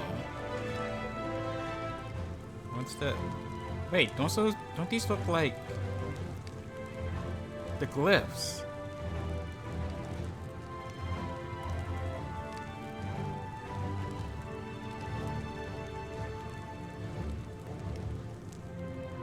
The Tuliyola saga. You will retrace the path I walked to unite our peoples, step by step. Along the way, 7 chosen electors will be waiting to measure your worth. Earn their keystones by performing the feats they ask of you. So it won't be just trials of strength. Once you've defeated each of the 7 tablets with the keystone, you'll have the key to unlock the seal on the Golden City's gates. So the contest is in stages, none of which can be skipped by rushing to the ultimate objective. Clever. Exactly. Exciting, isn't it? Oh yeah, it is. This will be fun. Martial tournaments, hunting festivals, and now this? You do so love your contests, Papa.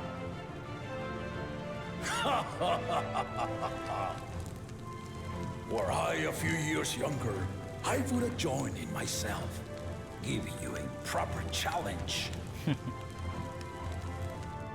You may think the ride is tedious or nonsensical, or both, but I am yielding our nation's throne. Can't be a simple feat. Let me have this final indulgence. A waste of time. Just name Bakunja just successor and be done with it. His Aztec attitude is why he's not doing it. The rite of cessation begins now. I'll be watching your progress with great interest. And Clemens, remember to collect your tablets before you leave. Of course.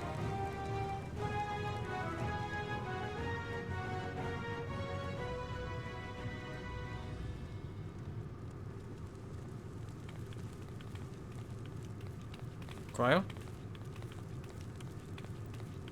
Oh, that's right, her grandfather. You are one of Lamachi's allies. Speak freely. I am Cryo Baldessian, representative of the students of Baldessian. My name is perhaps familiar to you? Ah.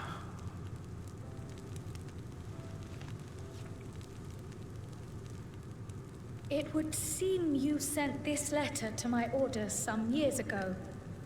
The ink has since faded and much of the writing is illegible. Even so, we managed to determine the essence of it. A request to investigate the Golden City, addressed to my grandfather, Galuf. Included with the correspondence was this earring. A fairy tale and a piece of jewelry were enough to convince my grandfather to sail halfway across the world. So there is surely some greater mystery at work here. On behalf of the students, I've come to seek clarification on the matter. Have you any knowledge you might share with me?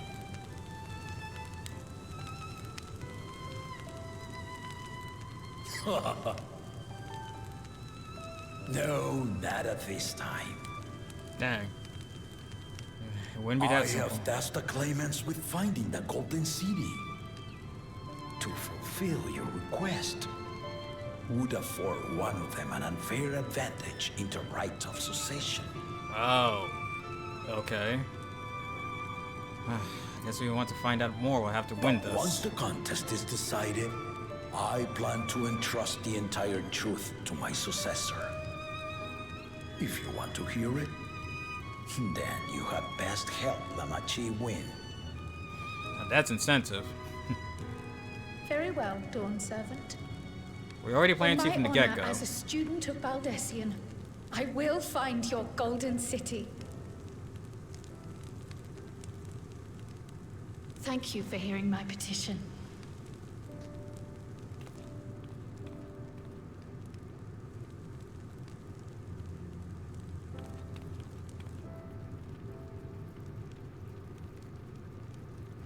Let's get going then.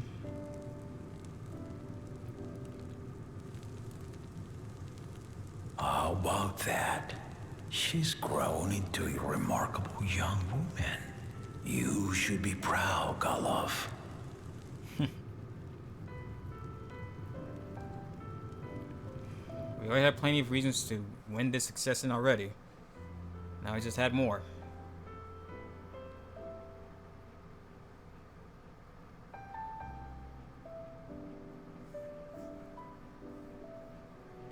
Well, Wiklamat's father was definitely someone to meet. Definitely left a good impression.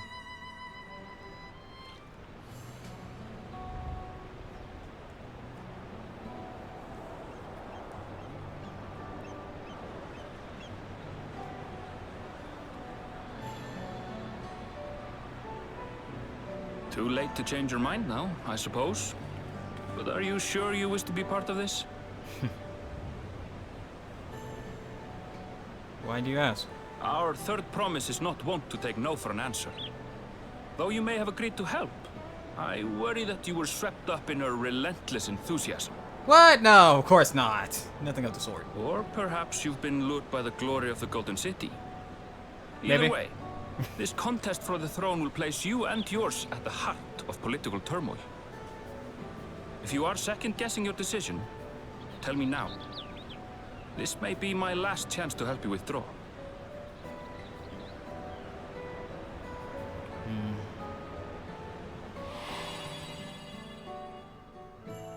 Life is a series of journeys, my friend. And there's no telling what awaits us on the long road. But what's important is to be true to yourself as you walk it. Only then can we hope to be content when we arrive at the end of one and step forward into another.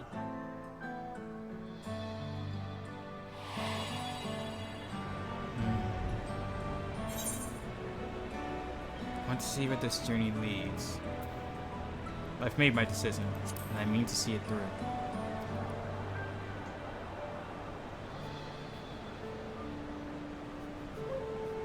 Is that so? I will speak no more of it then. As for my own involvement, I can no longer conduct myself as a mere guide, I think. Not after the Dawn Servant's revelation. And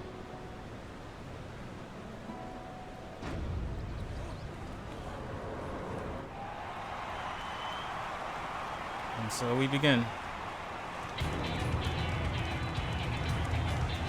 Here they come!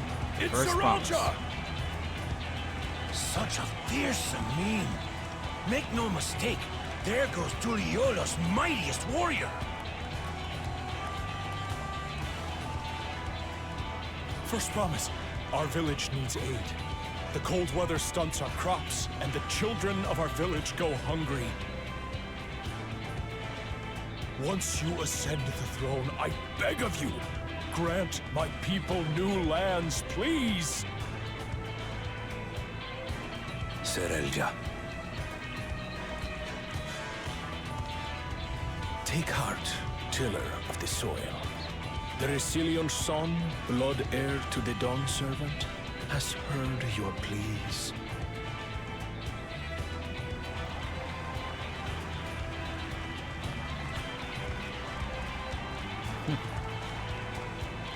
Let it go someone with honor. Soralja, the first promise and commander of the landscape. Serelja, the palaceer. As he was so careful to remind the crowd, Soralja is indeed the natural child of Gurul Jaja.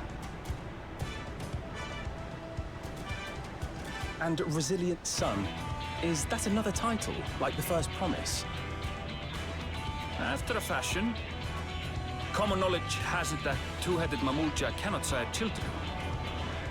Yet Soralja was born all the same, with the head of Sol's features and the head of Reason's scales.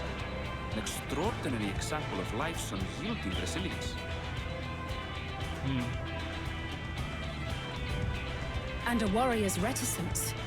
He says little, but the way he moves... I know a hardened soldier when I see one. Right? He's a natural swordsman, a gift he inherited from his father. Some even say that the son has already surpassed the sire. Really now? Should he come to power, the first promise means to employ that martial prowess in the conquest of foreign lands. For this, he and his supporters have been labeled expansionists. Really now? This puts him in direct opposition to Wuklamat, who advocates for the preservation of peace. You may recall that she spoke of a claimant who cannot be allowed to rule. That is Soralja, the warmonger.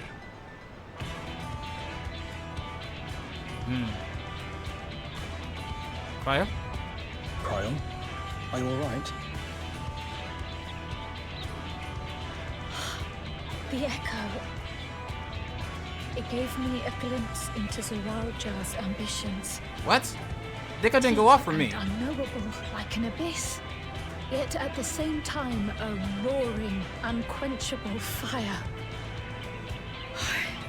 It was a trifle terrifying, to be frank. The Echo still functions even after Hyden's passing. The second promise.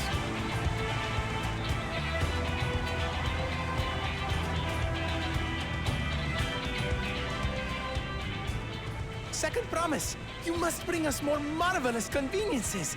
More dirigibles and trains and the like. We need you in charge to make trading easier.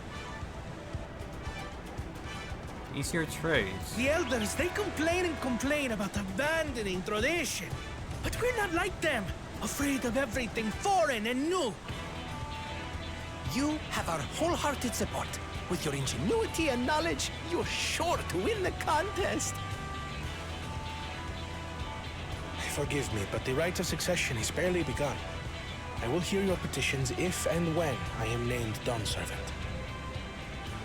If you will excuse me. Right, they can't really make any promises to any of these requests Plain yet. spoken, as always. That's our corner. Practical to a fault. I kinda like that one. Practicality is a must sometimes. Here we have Kona, the second promise, who spent time as a pupil at Charlian's own studio. Now that you mention it, I think I did see him in the halls once or twice. There was nothing to suggest he was Turali, much less from a royal family. That was by design. He forwent his usual garb and took an Eorzean name to avoid attention. Smart. So it was Kona who introduced the dirigibles. And the railway too, given what we just heard. In furtherance of his goal, to enrich Tuliolal with every bright notion he learned of in Charlia. He is the hope of those who prize innovation. As aloof as he may seem, Kona and Wuklamat actually get along rather well. They bicker and banter as only close siblings do. I think he might be the only one I actually like.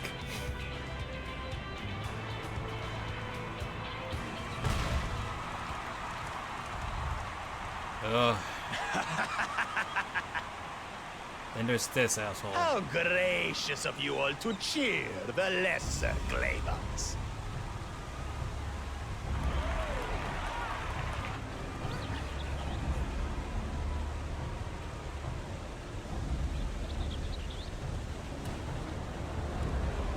Whoa, what are you gonna do? Oh, come now. What are you afraid of? I'm no different from your Dawn servant. That my kind should reign is Mamulja tradition, and has been so since before there was a Tuliyola. I'll brush aside your feeble contenders. And then you'll see who deserves your fealty.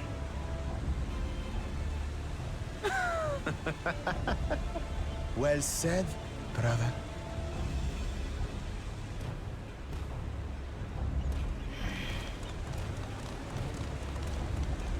The Mamulja finally found peace in Tuliolal. I pity those fanatics are intent on keeping that tradition alive. Like, even those of his own kind don't even favor him. The chosen of Mamuk, Bakul Jaja, winner of the recent martial tournament, and the only claimant not of the Dawn's promise. The only claimant? His strength is undeniable, but you see how he is. A few devoted Mamulja are his only supporters. I'm surprised he has any supporters. What would he do with the throne should he win it? Nothing good. His policies and so forth? I doubt he's thought much beyond winning the contest itself. But one thing seems certain. If he does become Dawn Servant, he will see the Mamulja exalted as the ruling class, and all others forced into subservience. In other words, put the purebloods on top and everyone else at the bottom. Sounds like another that cannot be allowed to rule. So far, only Wuglamat and Koana's the only good ones here. Everyone's dispersing already before Wuglamat even shows up.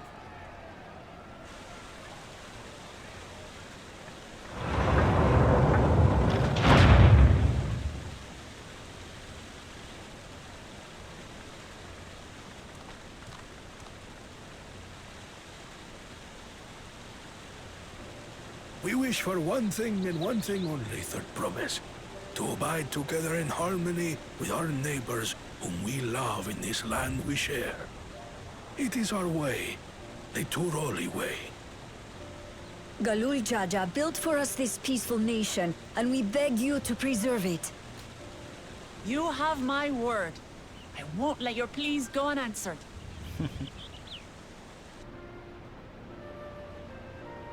Until Tuliolal was founded some 80 years ago, this continent was ravaged by war. The eldest among us remember that dark era, and they are Wuglamat's most ardent supporters. Apologies. It's hard to get away. It's fine.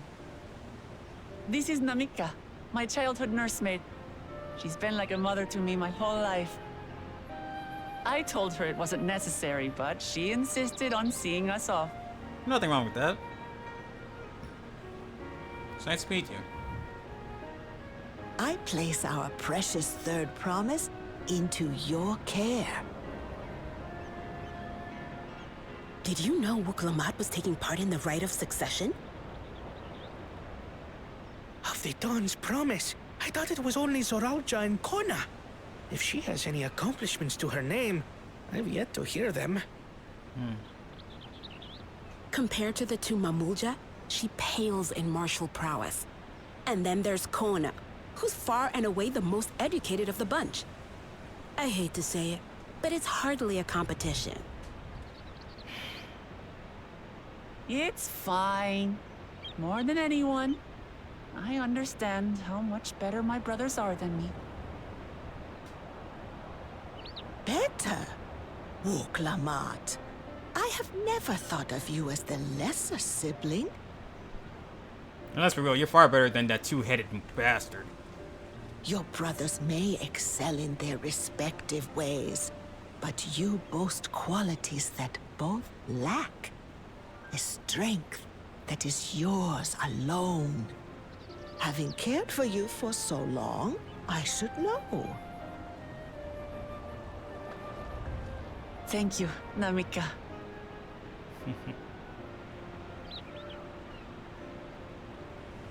Well, we ought to be on our way. Yes, hurry along. I await word of your victory with bated breath.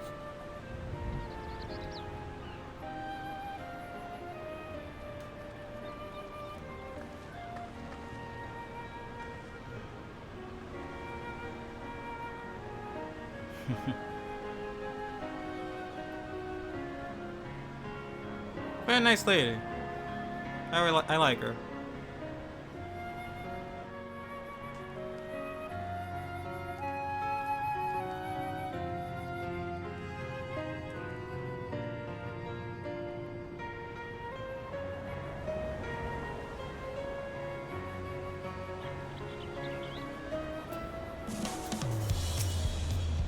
I know not what drives Zoralja, but it engulfs like him like an inferno. That's worrying. As you just witnessed, Wuglamat has no great army of supporters. Not yet, at least. Well, we'll be the first. The two-headed claimant, Bakul Jaja, treats everyone around him as lesser beings. No doubt he tried to elevate the Mamoja above other races, should he become Dawnser.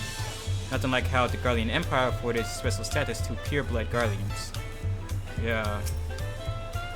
So Kona, the second promise, is intent on developing his country by means of Sarlian innovations. Given his background, I suppose it should come as no surprise. He seems like the only one that I would not mind beating us. But we have things at stake for ourselves, so we gotta win this.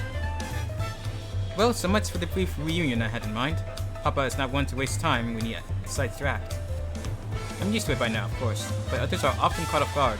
In any case, we should talk about how we're going to find the City of Gold. All we have to work with are the 7 tablets and the connection to the Tural Saga. Might I suggest first comparing the tablets against the pillars? We should check for any discrepancies between them. Good idea. Let's go up and take a look. Alright.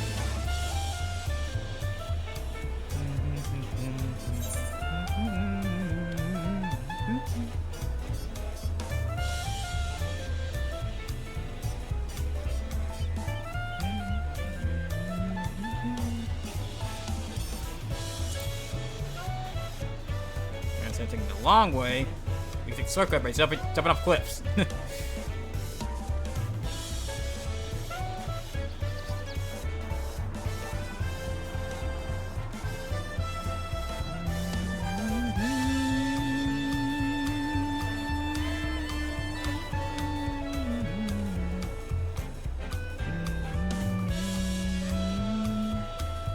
Oof, that fall damage.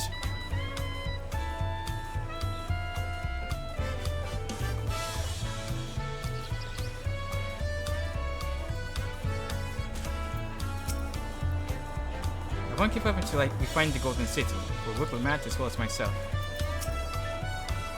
I wasn't expecting events to progress that quickly, but I won't complain. The contest is the main reason we're here after all. Quite so. At a glance, they seem much the same. I'm sure there's something. The preparation of intricacy carved tablets for every climate must have taken considerable effort and forethought.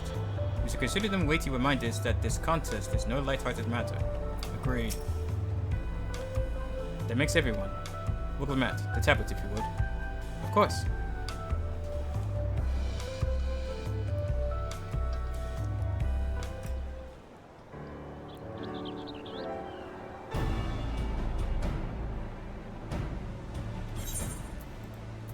Everyone has a tablet? Then let's compare them to our respective pillars. Keep an eye out for even the smallest differences.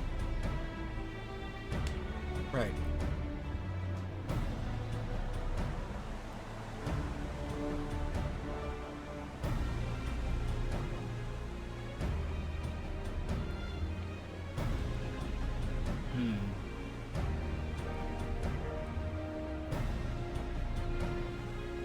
It's gonna be one tough game of guess the difference.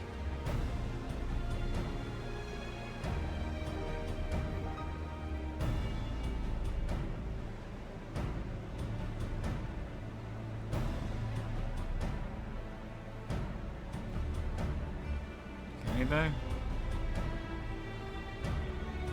Unless I'm missing something, the glyphs appear to be identical. The only difference being that the tablets have hollows where the keystones are to be fitted. So now that we've established the scenes are the same, where do we go from here? Dawn Servant said we were to retrace the path he walked in uniting Tural's peoples, and that we should encounter 7 electors along the way. Then we have the answer right in front of us. Papa's path is all laid out in the Tural Saga.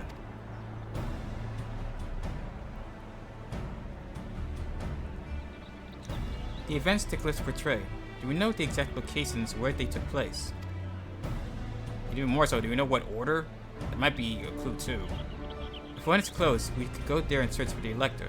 That would confirm we're on the right track.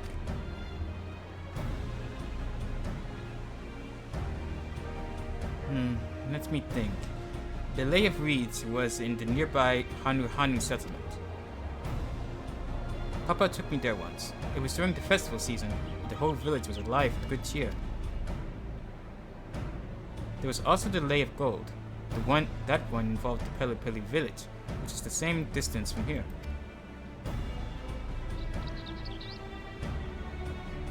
Before going anywhere, we should ask around about the road ahead. I've heard of lots of talk as we toured the city about the storm we passed through at sea. Apparently, it ravaged Tural several days ago. Oh. Since our roads are not well paved as Eorzea's, they're more sustainable to damage from the natural disasters. If we want to avoid wasting time taking a dead-end trail, I suggest we spend a few moments making inquiries. That would be a good idea. If it's information we need, just leave it to me. I'll bring the information to us. And off she goes.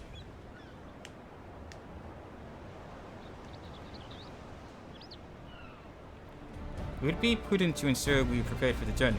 I'll guide you to the accommodations I've arranged.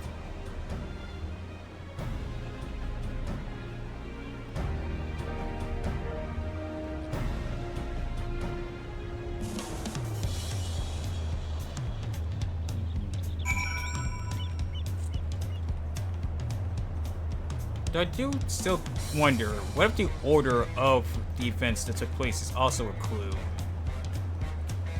I mean, do they have a record of that?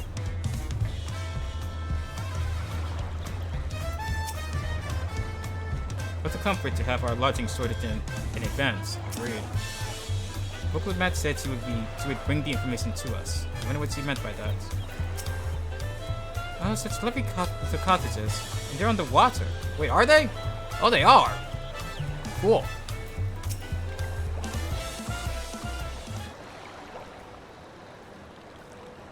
That's right, the reservation is under Wukelamat's name. If you don't mind, I'll leave my companions to you. Certainly, sir. I'll go and track down the dirt pumps. Once you finish organizing your gear, you can meet us outside of Zabal-Yav-Tai. Good lord, trying to pronounce his name is going to be death for me. Greetings, visitors of Tural, and welcome to Ford Cabins. Whenever you're ready, I'll show you to your rooms. Thank you.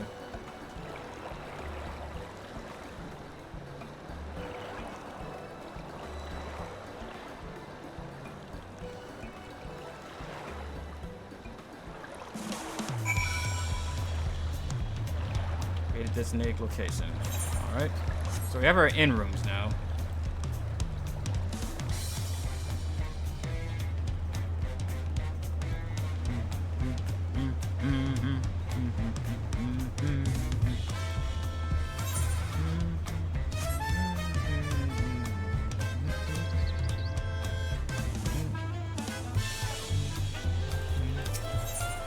Way you companions and embark on the rite of succession?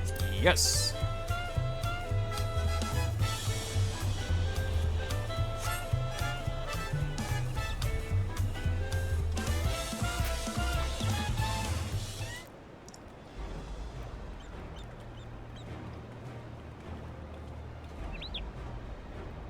Trust you to be the keenest to head out, Kokuzan. Of course.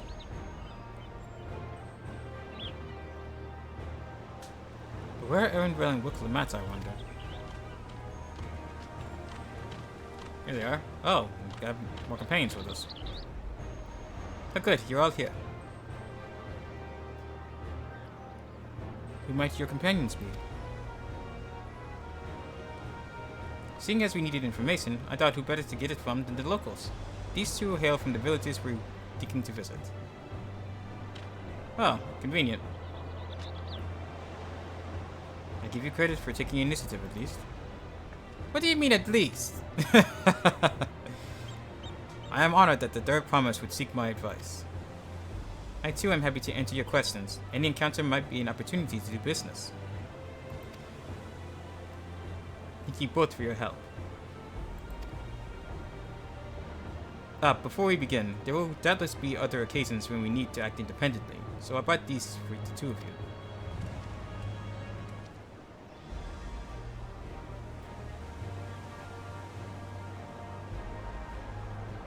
What's this? It is called the Link Pearl, a gemstone harvested from a special cell. When linked together, they allow people to communicate across great distances. Ah, good thinking.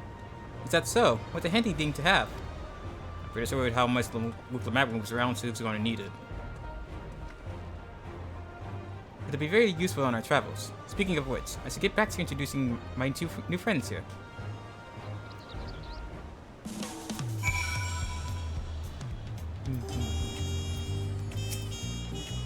Please ask anything, I'll gladly tell you what I know.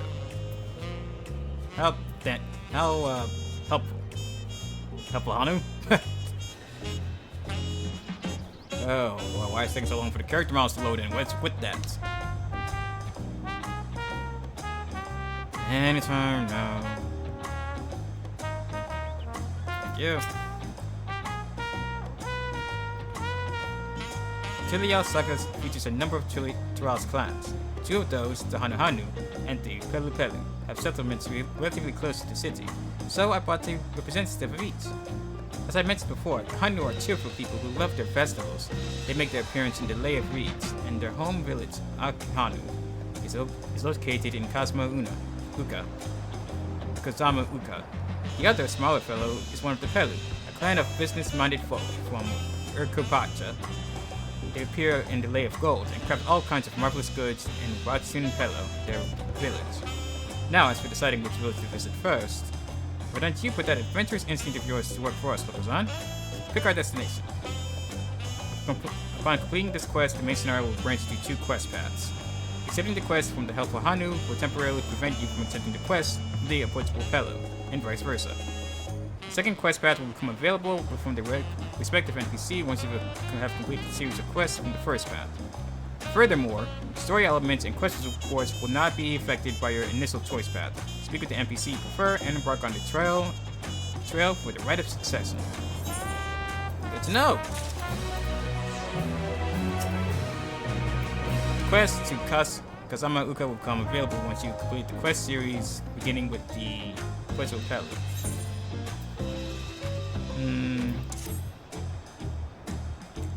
I'm really not sure which one to pick, but I think for the first part of this, I think I'll go with the Hanu first. The Kazama Uka. The helpful Hanu is waiting to answer your questions. So what is it you would like to know? The route to Akhanu, we go south through the Arch of the John, then follow the road which runs alongside the Kazama Uka River. Is that right?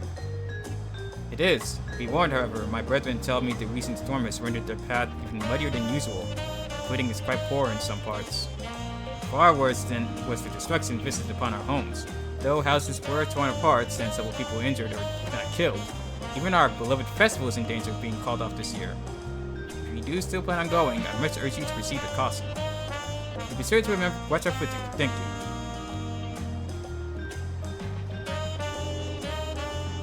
Now I'm worried for the Hanu. It sounds like they were hit hard by that storm. Anyway, if we're bound to Kazama Uka, we should head over to the Arch. We'll be back to talk to you in good time, Master Merchant. Meanwhile, you can eat and drink your fill at Zabal Yav Tai. It's all been arranged. Now we should not have them sit here waiting for us for no reason. Alright, let's get going then. And, oh, hello there. Looking for protection scout. What's this now? New dawn and new hunts. It's probably for the hunt board, probably. I'm not gonna worry about that. And there are other things here too. Of course, I have once side quests pop up as soon as we're done with the first part of this main story. Getting all this exposition and everything out the way.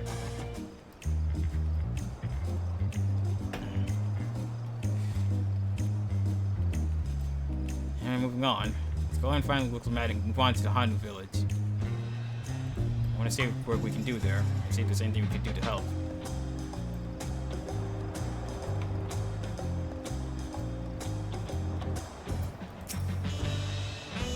Are we all ready to leave? Yep. Then onward to Kazama Uka. Open the way.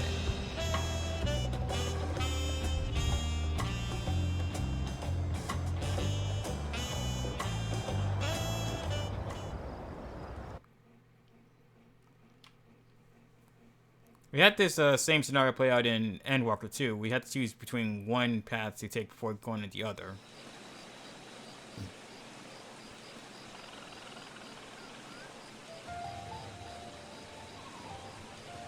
Kosamauka, the land of rainbow terraces. It commands the gaze of all who visit without fail. The many-colored marvel. An endless torrent of water cascades over sheer cliffs, to shape the wetlands below. To its relentless flow, all life must yield. Together with Wuklamat, we proceeded along the Marsi Trail, a road upon which the Dawn Servant and his comrades once traveled.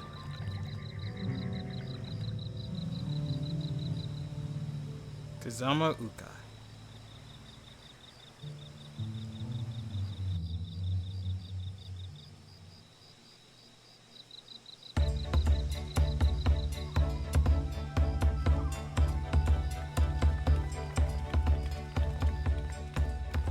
Look at those falls.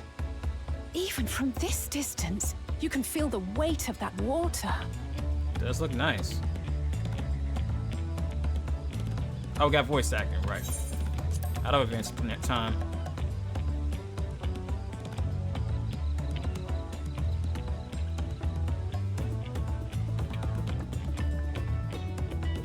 The Isle of Ham was impressive, but as you can see, Tuliyola does not want for natural wonders.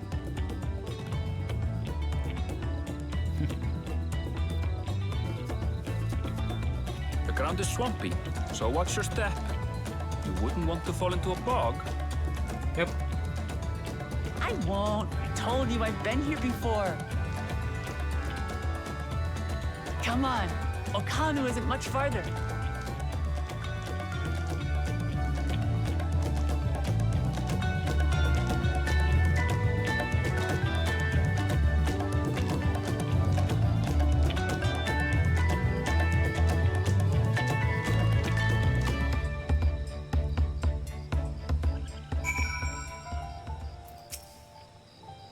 Wetlands is an apt name. Much of the ground here is positively saturated. I thought to stand at the bottom of those huge waterfalls and bask in the majesty of it all. Pity they're so far away. Right? There's no stopping the third promise, is there? The good thing he has Erinville to keep her from getting lost. For all his grumbling, he's certainly there for her. Everyone should be so lucky to have such a loyal childhood friend. Right, let's get moving. If we continue along this road, we should find ourselves in the village before long. You know what, it does remind me of something. Where was it? Do we not have it anymore?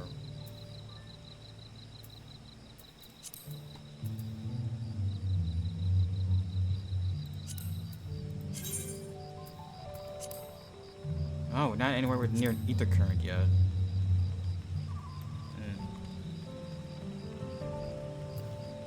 Oh, but we are somewhere where we can use our mount finally. Let's go, Torgal.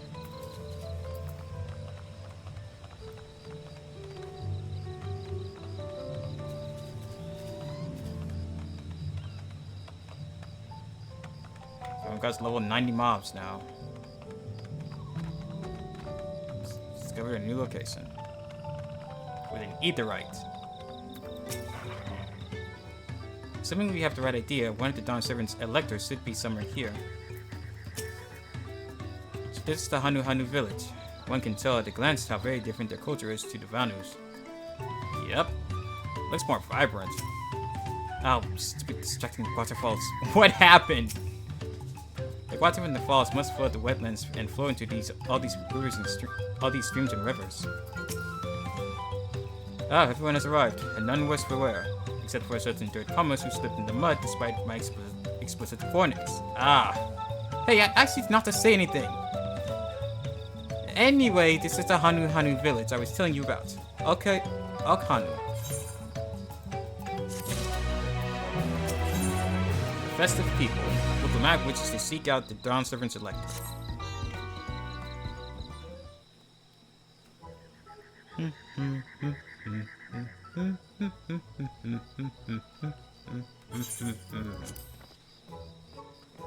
It's like our friend said, the people are in no mood for festivities. That's a shame. I can only assume they are still recovering from the damage wrought by the storm. Indeed, let's do what we came to do and find this elector. Something tells me we're going to be pulled into helping them out too.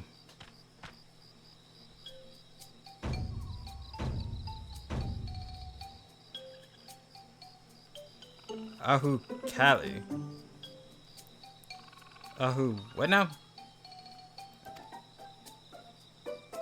It's a Hanu greeting. Surely you referred to it the last time you were here. Well, I was busy enjoying the festival. Greetings to the third promise and her entourage. I, Zanu Hali, welcome you to Okanu. As elder of my people, I shall also be fulfilling the duties of elector during the rite of succession. So our idea about the electors was correct. We just do as Papa said and retrace his path from the saga. I'm ready. Give me the feat and test my worth. All in good time, all in good time. In fact, I came to let you know that we are not quite ready to begin. For the moment, please enjoy the hospitality of our village. Not ready to begin. This must have to do with the damages from the storm. So we poke around a bit then. We might pick up some clues about the feat. You know, prepare ourselves. That's surprisingly prudent of you. What? You think I'm being too cautious? Not at all. No, I'm impressed is all. You admire and respect your father who is prone to decisive action, so I expected you to rest in first and ask questions later. Or never. I do look up to Papa, but you should know that he has a pragmatic side too. The head of reason is the thinker who takes time to consider all of the possibilities. With the long naps he takes these days, though, the head of resolve is less restrained by his wisdom. I can't fault you for thinking that's all there is to him, but there's more to the Dawn Servant you've seen thus far. I should like to speak with the head of reason one day. Agreed. Well, I'm sure you'll catch him awake soon enough. To return to the subject at hand, you wish to take a look around Okanu then. Do some groundwork before the feat begins. Something like that. I mean, I could possibly pass this test with my eyes closed, but it'll keep us busy while we're waiting. We don't even know what the feat is yet. Kuklamat has the rights of it. As other Zalu Halis, the resident of this village, learning more about it can only improve our chances in defeat. Might I suggest the division of forces? For instance, Aaronvale, Elize, and Kryl can concentrate on the southern half of the settlement. Meanwhile, Wuklamat, Kokazan, and myself will handle this northern half. Right. Sounds good to me. Quest accepted.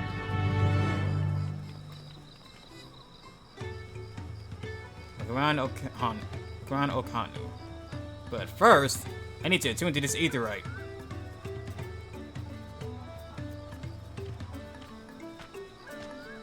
But yeah, the Hanu are very much different from the Vanu. You can tell just from looking at them. And I'm not talking about just the feathers. The way they carry themselves, as well as this really nice looking village they got here.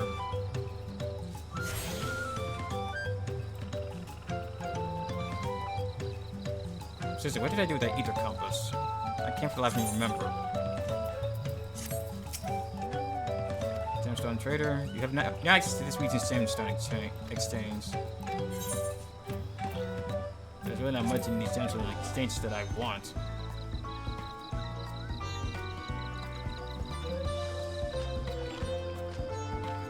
Vantage point, just look around.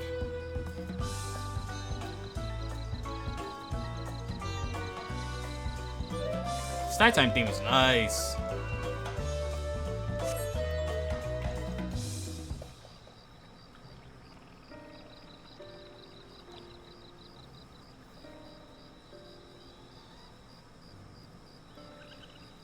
Oof, but there's definitely some damages. The gaping hole in the wall and missing portion of the roof are clearly the work of the storm's powerful winds. Repairs appear to be ongoing.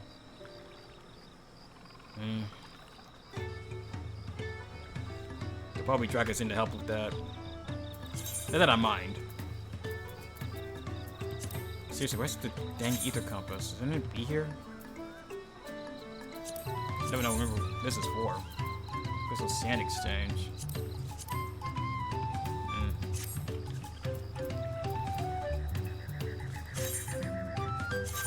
Seriously, where did I put it? I don't remember what I did with it. Hi. You heard about the storm? We've seen the likes of it before. With the supplies and help from the Dawn Servant, we're making progress repairing and building our homes. But while roofs and walls can be patched, there's not much else we can do. There's so much else that we lost for good. Sigh.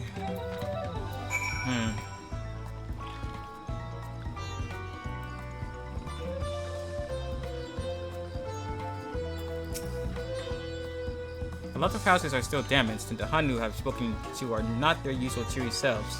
That storm broke more than wood and reeds. It broke their spirit and vitality as well. There must be something I can do to help them.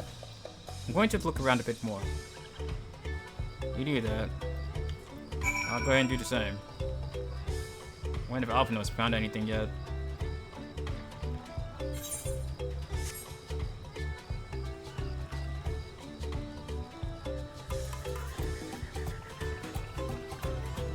And there's another Francis point over there.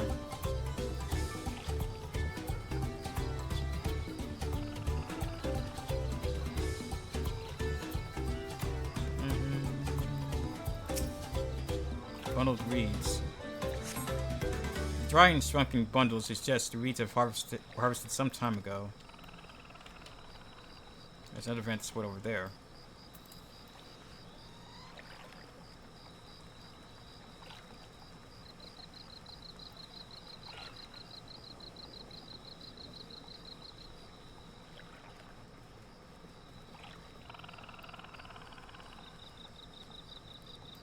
Off and out.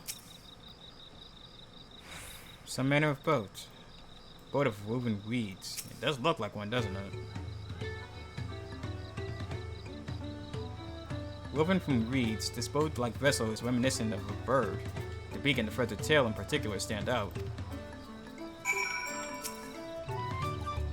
This boat must be woven from the same reeds I've seen gathered into bundles here and there. The plants hold both practical and cultural significance to the Hanu, then. Huh? Hello? Can you all hear me?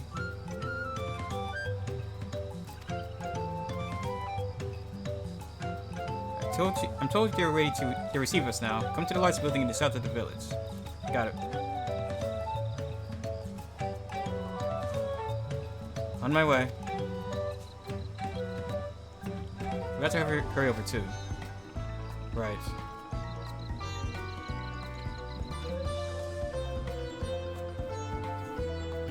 Damn it, I was acting up for a minute. Sorry.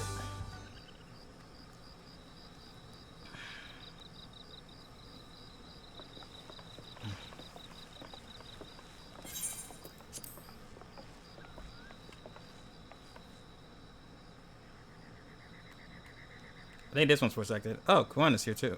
Kuana's here too. No sign of Zorolja or that oversized lout. Probably a good thing. How much easier it would be if Zorolja were to fail here. But that isn't likely to happen.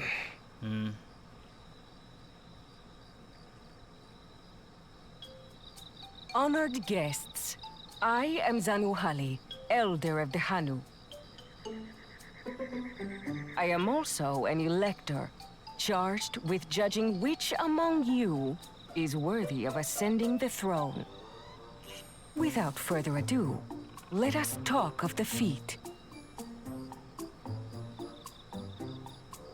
Not so fast. Huh? Surely you couldn't begin without us. Oh, damn it. Ugh, you made it after all. Unfortunately.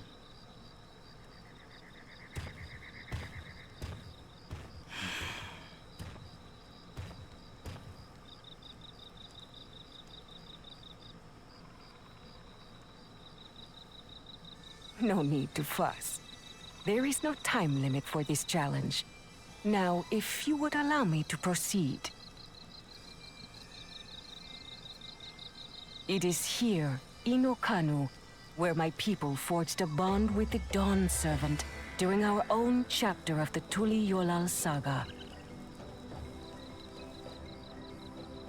In homage to those events, I have prepared for you the Feat of Reeds.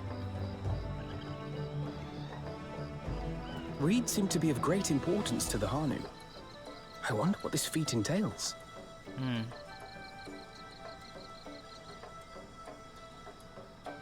We use reeds in every part of our lives, be it as food or weaving material. But look around the nearby paddies, and you will see that this season, our crops are failing. How fortunate, then, that my appointment to Elector coincided with this predicament. For surely, those who aspire to be Dawn's servant would find the matter of an ailing harvest a mere trifle to resolve. Aye, well, it is indeed the duty of a ruler to address the people's woes. Exactly, exactly. Do well in this, and you will earn my keystone.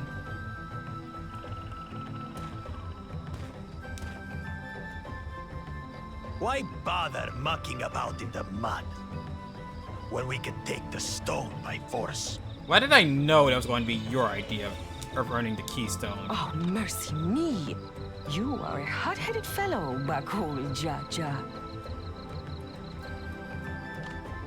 Some electors may enjoy going toe-to-toe with scrappers like you, but I refuse to entertain your base instincts. Ha!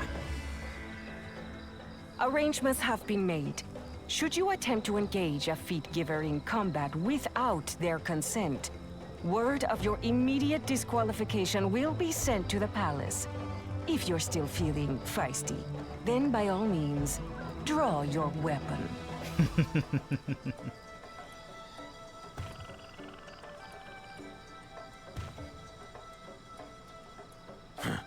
This contest is presided over by cowards. There's no sport in fighting you. Then we can return to the business of earning my keystone. Yes, please. The feat of reeds is begun. Claimants, I wish you the best of luck.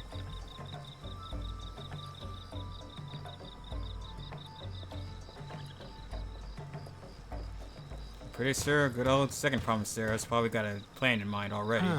The clever kitty crossed the seas to study foreign novelties. He might know tricks we don't. Tricks we can use. What of Little Miss Mittens? You know the answer to that. Compared to the first and second promise, she's a distant third. Not even in the running. Then we see eye to eye on this, brother. Being Bakul Jaja so long with me has rubbed off on you.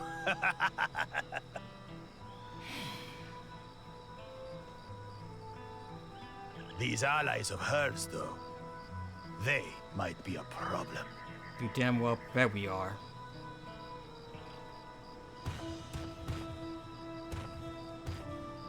Try something. See what happens. Damn it! I'm just as qualified to be here as they are. I'll show them. Easy now. There's no time limit, remember? Let's keep calm and think things through. Right. You're right. I won't win against that lumbering Vidrol by losing my head.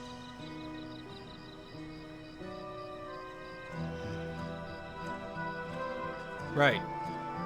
Me on the other hand, I have no problems fighting him. I'm not the one in the running after all.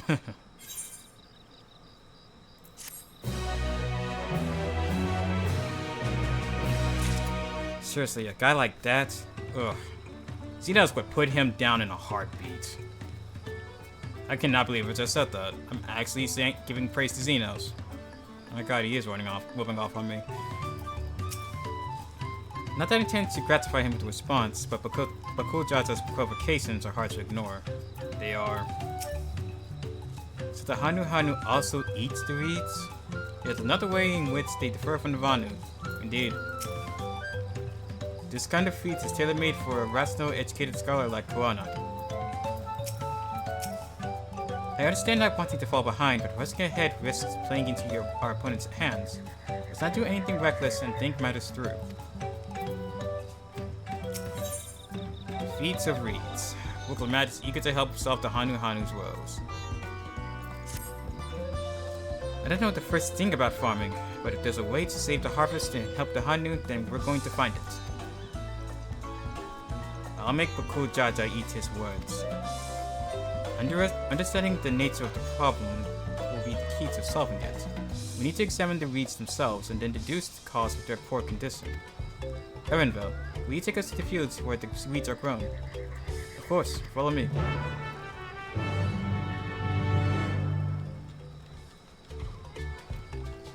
Gonna move on then. Actually, now I remember. I think they said they removed the ether compass and put it somewhere else. I can't remember where though. Maybe it was in duty, key items. No, not there. It's not in key items anymore. Was it collection? It was in collection. That's right. Now I remember. And the current is approximately to the northeast. Luckily, that's the way we were headed. That's somewhere in the direction we're headed. And while we're out here in the wild, that's where I took a while out here to help back us up in battle, if need be. Because I doubt the common beasties around here are just going to let us walk around.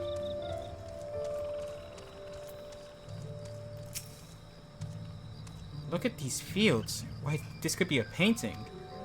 But then we both carrying our brushes. I know she wants to do her best, but she should be careful not to make promises she cannot keep. I see. They irrigate the fields by diverting the water from the neighboring river. It is unlikely the weeds ever dry out. A good thing. And here I thought these fields would have us battling dire fiends or similar. Agriculture is a far thornier problem. Right? It actually involves thinking. Problem solving. Usually our problem solving involves just beating the shit out of something. You can all stand back. I'll get to the bottom of this problem in no time. And there she goes. Give me strength. It's all of us to scour the fields and help our bold leader identify anything unusual. Right, she needs to remember that we're here to help her. She doesn't have to do everything on her own. Investigate the fields of gold.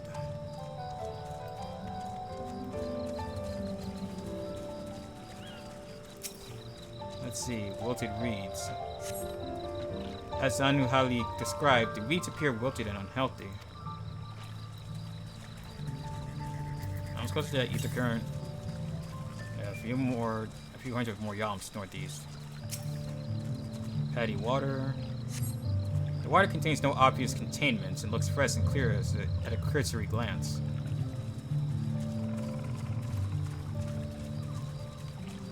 Paddy mud.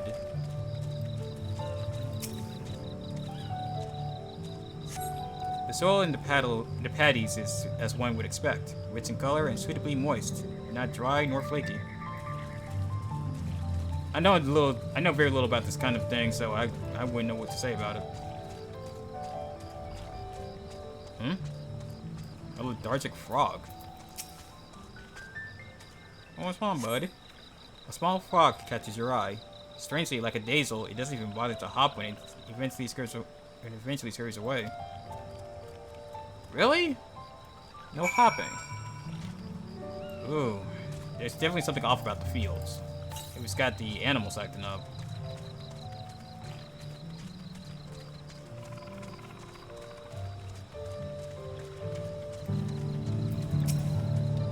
Oh, a water strider.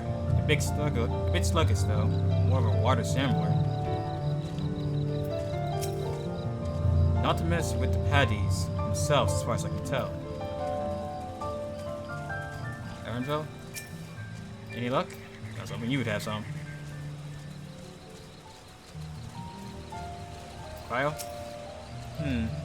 Deep in thought, as expected.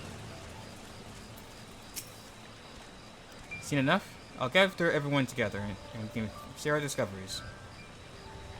I think one discovery that stood out to me most was the fact that the animals seem to be less invigorated or energized. Well, what do we think? Any obvious problems?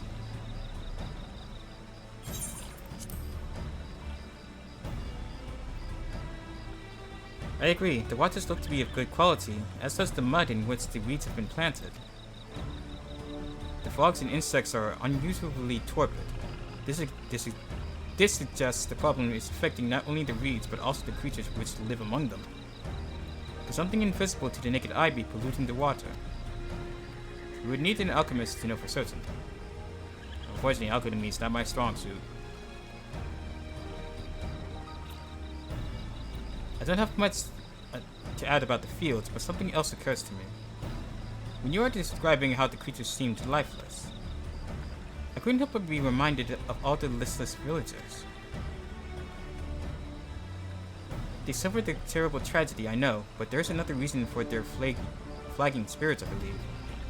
Go on.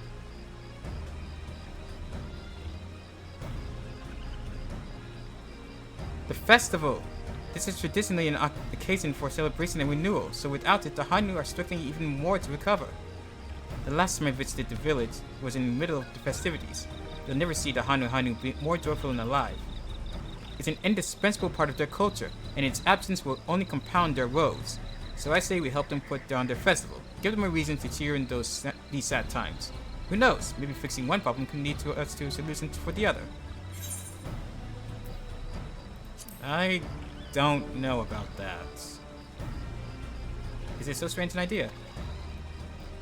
I also fail to see the relation between festivals and fields. Let's not be too hasty in dismissing the idea. Things which seem unrelated can later prove to be connected in surprising ways. True, and being bereft of ideas as we are, any proposal is worth entertaining. That is true. I suppose.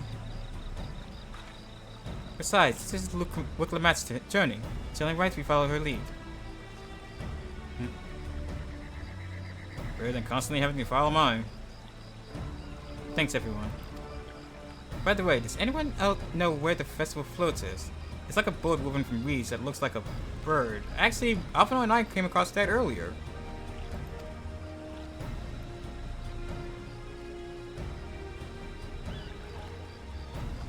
In that big building to the north. Let's go and see it.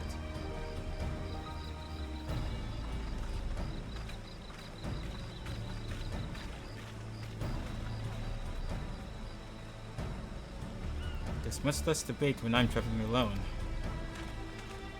Yeah, you get used to it. Eventually.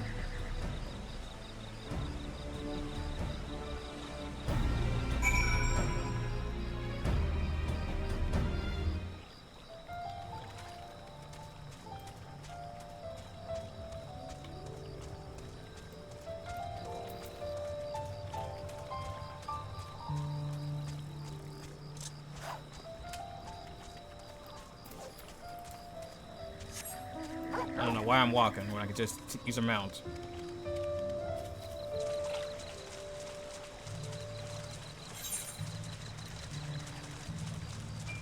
Oh, foundation.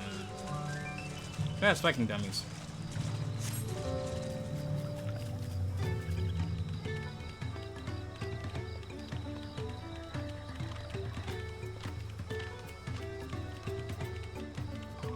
Yep, here it is. Look at the size of the thing. I hope you don't expect me to help carry it.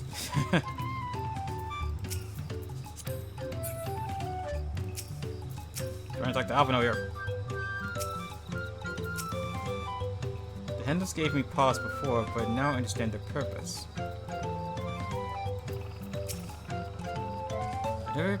I've never been here during the festival season, so this is all new to me too. What a charming float. I wonder what bird was the inspiration for its design. From the looks of it, probably a chocobo. Yes, this is the float I remember. It did not appear somewhat damaged to you. We should take a closer look. Inspect the festival floats. You may move the camera as well as zoom in and out. Target a section and examine it in more detail with the left mouse button. Now let's take a look here. One of the eyes are missing. I see that already. And it's missing a lantern on the side here. Yeah, I'm already seeing some things wrong with it. It's missing an eye for one. Oh dear, one of the bird's eyes seems to be missing a gemstone. One of the lanterns over here is gone. Oh, that's definitely broken. How would they get this lift? How would they lift this big vessel without all the carrying poles intact? Oh, right, the pole itself too. I didn't even notice it. I wonder. Because this was a running gag like in Shadowbringers. Like during these investigation things, there was like this bird called a shoebill just staring at you from afar for no dang reason. And for some reason, there was always a new one. There was always one almost every time. Made me wonder if it was a different Subil or if it was the same Subil every time. But I guess we don't got that here. Bed-raggled feathers. Ooh, those definitely don't look right. These tail feathers have seen better days. I swear the colors were a lot brighter the last time I saw them.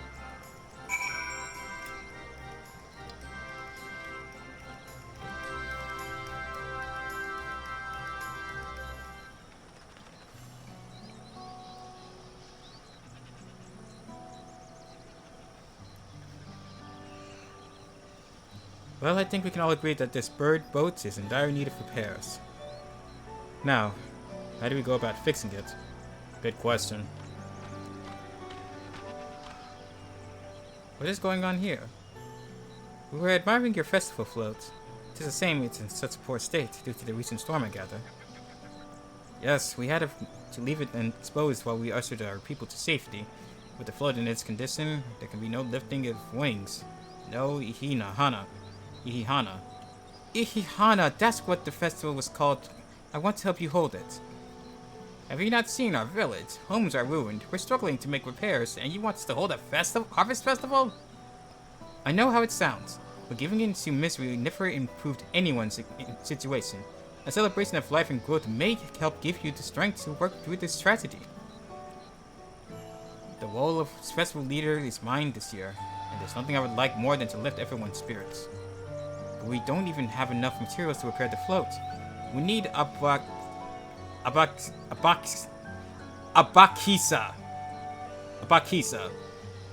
for the missing eye, uyui po wood for the poles, and feathers from the winds chosen to adorn the tail. Two of these I know.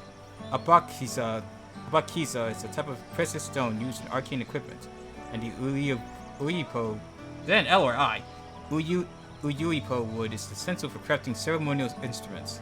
These chosen feathers, however. The winds chosen is the victor of a competition in which the contestants see who can blow a feather the furthest using wind magics. And that's something of a problem right now. We Hanu are gifted in employing such airy sorceries, but expend a great deal of mana when doing so. We're soon exhausted by the effort, and having no reeds to eat will only make it harder. I think I understand. Your ripened reeds grow quickly and vigorously, so much that they stifle the development of nearby plants. They must be a potent source of the energies you naturally lack. They are indeed. Owing to the poor harvest this year, we've been left innervated, and if we cannot gather the correct materials as dictated by the custom, we cannot repair the festival float. Oddly enough, maybe we may have just stumbled upon our solution. Have we? The winds chosen would, by necessity, have a natural gift for manipulating magical energies, which means any feathers taken from the victor should be high in etherical conductivity. The float's constitution also requires a stone used in arcane equipment as well as timber favored for ceremonial tools. The demand for such specific materials must have an underlying reason. The float might also function as an arcane device. A razor the float is actually a secret weapon for smiting the Hanu's foes. Pray continue, Alphino. I'll let him handle the deduction. Pray continue, Alphino. I imagine you've already reached the same conclusion, but I believe this boat of reeds is in fact an arcane focus of some kind. A focus for what? Oh, Ihihana is a harvest festival, isn't it? The float must be what brings the bounty of the reeds. We fix the float, we help the bounty, then we have solution for the feet. That must be it. That must mean the float was made to encourage healthy crops. So if we prepare the boats and hold the festival, its arcane powers might fix what's wrong with the reeds. We won't know until we try, but 'tis a sound theory. Celebration, prayer, ritual ceremonies, these have all been known to elicit miraculous effects. Wait, the float, a tool for magic? This is the first I'm hearing of it. In the beginning, it may well have not been. After a good harvest year, there would be no reason to change it. But when the harvest was poor, new adornments were likely added, and those who performed the labor may have imbued their work with ardent hopes for a brighter future. Through years of trial and error, the Hannu would have refined their festival float into a focus of harvest prayers. Incredible! I know you're practically fainting from hunger, but reviving Ihihana really does sound like the solution to all your woes, and I promise, we'll do everything in our power to help you. I'm still not convinced about this focus business, but I accept your aid nonetheless. I will introduce you to the shipwright who's been maintaining the float these last few years. He's replaced both the eyes and the poles before, so he should know where and how to procure what we need. Then allow Alize and I to acquire the feathers. We will encourage the people of the Okanu to gather and vie for the title of Winds Chosen by sharing with them our own reserves of mana. I'll go with you. I carry some alchemical brews that may afford the same effect. That leaves Kyle, Buklamat, and I to handle the rest.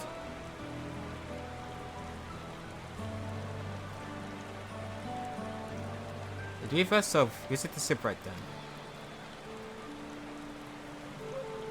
Not without me. I've worked hard to fix the boat as best I can, and the responsibility is mine after all. I've not introduced myself, have I? My name is Linu Hannu. Nice to meet you, Linu Hannu, and certainly, let's all go together. Alright, we have our objective. We're making progress now. The solution to Okanu's woes is as good as found. Surprisingly, I find myself working alongside the third promise herself is unexpected to say the least. Thanks to Wuklamat, we found ourselves a promising way forward. Experience and knowledge are valuable assets, but there is something to be said for following one's instincts. A well-mannered shipwright. Linu Hannu wishes to take you to the shipwright. The shipwright's name is Wook Ivu.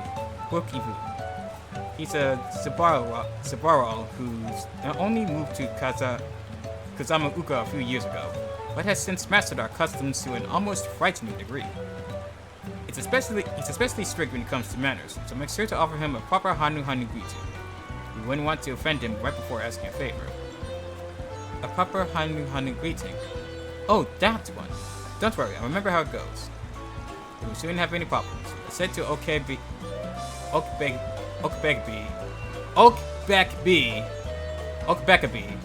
to the east of here. Oh, he's trying to say all these names with the apostrophes and everything is very difficult.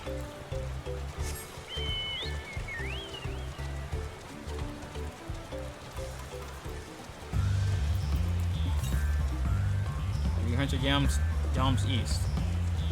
So possibly close by to where we need to go, hopefully.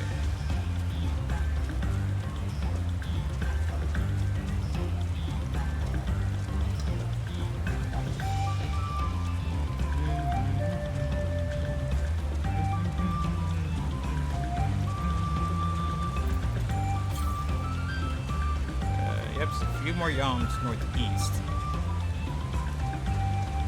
I'm going to find that first before I get too distracted. Should be somewhere around here. More. Somewhere over there. Probably on that ledge over there.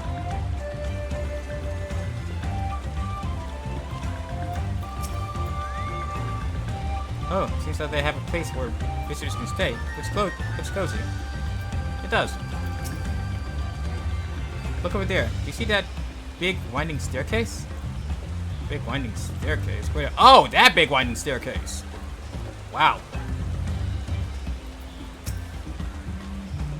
This is Okebike. Or Okebekabe, the village of all. Those who drifted into Kazamauka from Tural and elsewhere are welcome to live here among the Hannu. As for Wookie Woo, he lives and works at the House of Watts' High, at the top of the large tree nearby. Follow me, but I should warn you, to climb up the stairs can be challenging. I've climbed up plenty of stairs, and even worse. This'll be nothing. Let's go. Yeah, the ether current's probably up there. Or somewhere close by it, at least.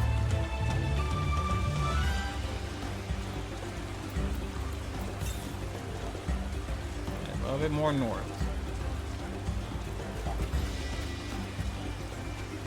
Up, right there. And go ahead and grab that real quick, and then we head up to the tower. Tree. Whatever.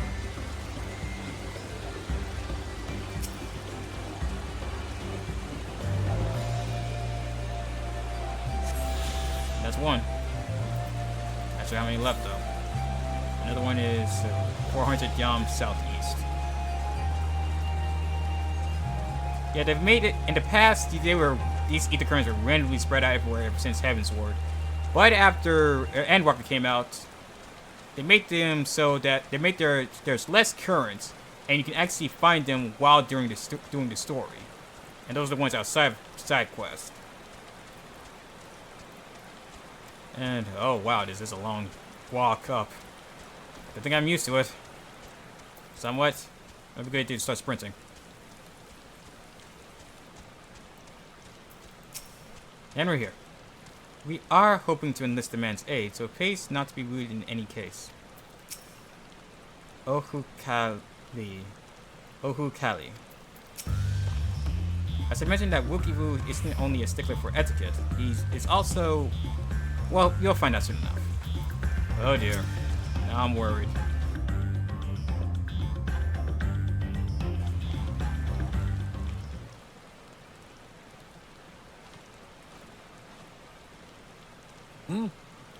What do you want with me? Voice acting, perfect. Let's work for me.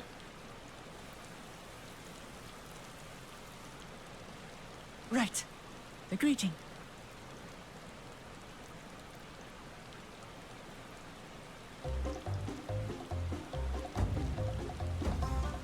Oho Kali! Let's see, get it right.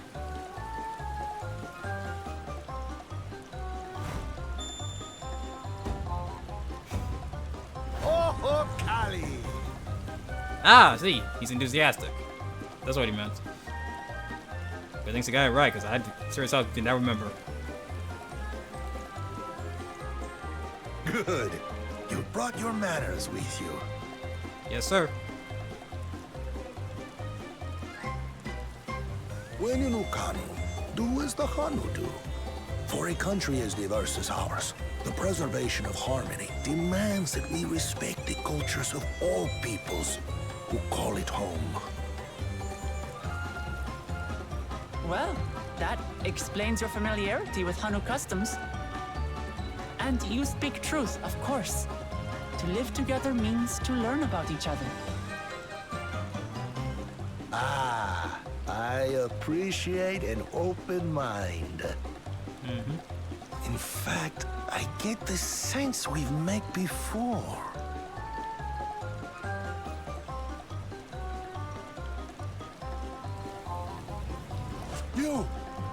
You're Wu Clement. Oh, what an unexpected honor for old Wukevu. Here I am prattling on about manners, and I've gone and insulted the third promise herself. There is no excuse for this betrayal of etiquette. Oh, calm down. I'm pretty sure she doesn't mind. Please, take up your axe and claim my impudent head. I will not. Keep your head. I like this guy. I hate formalities anyway, so forget about it, alright? Alright then. Consider it forgotten. Well, that was quick. Wow. Prompt. Right? We're actually here about the Ihihana float. It's in bad shape, and we need you to craft new carrying poles and a new eye. I'm told you work with Uyuipo wood and a certain kind of stone? Abokisha? Abokisha, that's how it's pronounced. Good lord. that I do. But while I would like nothing more than to offer my services, I just used the last I had of both those materials. Damn. So My gotta find lumber in more. particular went to fixing homes damaged by the recent storm. I'll need 10 days or so to restock. 10 days? Oh, we don't have the kind of Can't time. wait that long. If you tell me where to go, I'll gather them myself. What? Send the third promise out on an errand like some common lackey? That's utterly unconscionable. A gross violation of social protocol. It's not a I told holster you in not high to worry steam. about such things. All right then. I shan't worry a whit.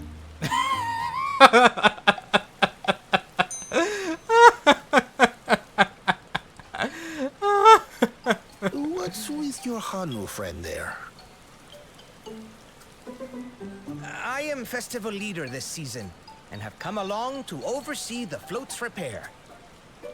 As strange as it may sound, Wuklamat and her friends believe the float is an arcane focus, meant to encourage the growth of our struggling reeds. Too many Hanu have forgotten, it seems. But that is indeed the true purpose of the lifting of wings. Really Your now? education is impressive, Third Promise. Who would have thought? Well, maybe a little. Allow me to show you where to procure Uyuipo. We can leave the Abokisha to your friends, I presume? Take yourself to Cave Kikitola, or thereabouts, and you should find the stones you need.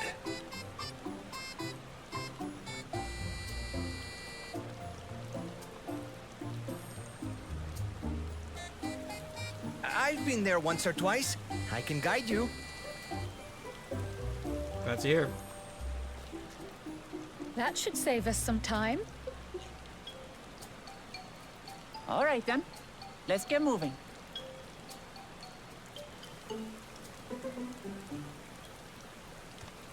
Uh-oh. We got a problem.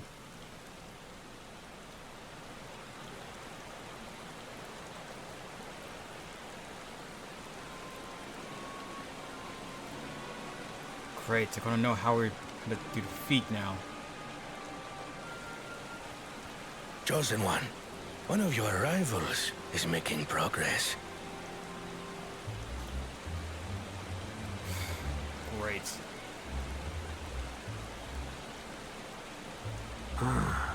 Ihiana, you say? Should our first choice fail to deliver, it might be wise to let this play out.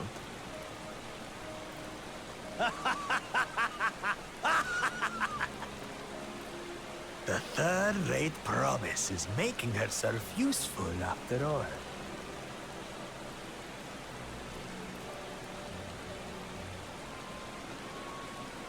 One round with them. Just give me one round with them. I would put his ass in his place.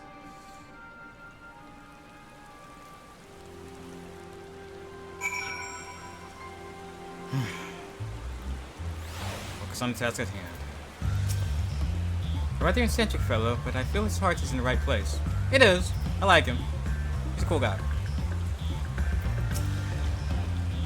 Cave Kikitola is west of Okani, southwest of Okani. You can return to the village first, then head there on foot.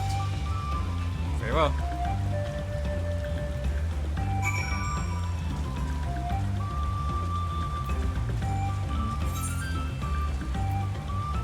I bet it's fast travel back first. It's only 100 go.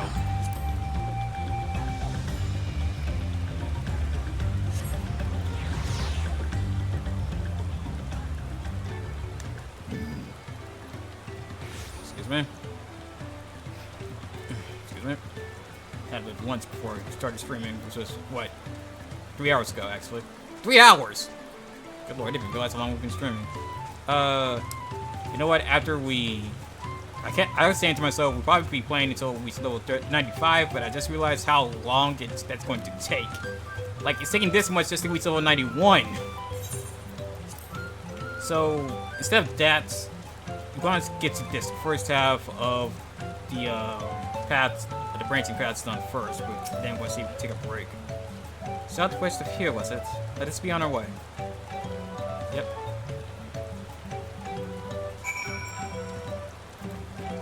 Zuzu. Let's get going. When is the current? Yep, there's one southwest of here. Perfect.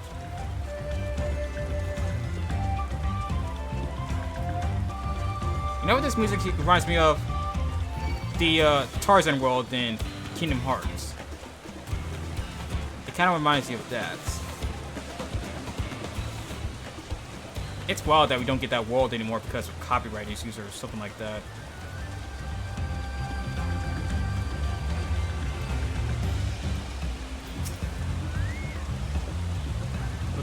Look, you can see the falls in the cave.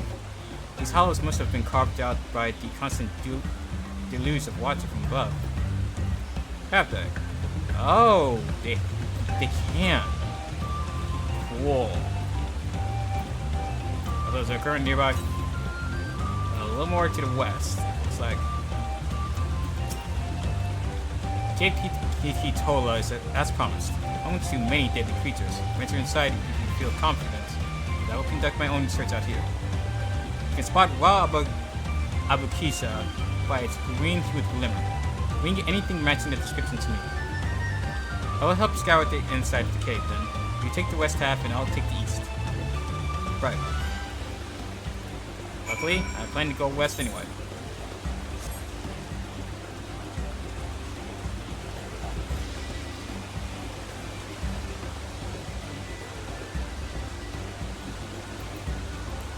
Ether current is somewhere to the west of here. Just gotta find it. I'm catching glimmer. And there's the ether current. Let me see about this first. It's right here. Upon closer expansion, you find that the glimmer you spied was just the light reflecting off the water. Oh, that's what it meant. Hold up. But there's a white. Fire and red. Oh, green, water, and blue.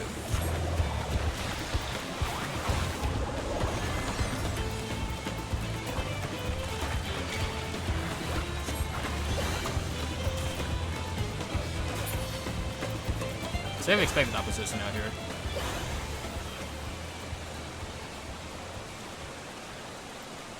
I'll be ready for it this time. Let's see now. You find a chunk of stone glowing distinct shade of green. It seems like the exact kind of material Ninu Hanu was looking for. Perfect. I'll grab this ether current and then head to him.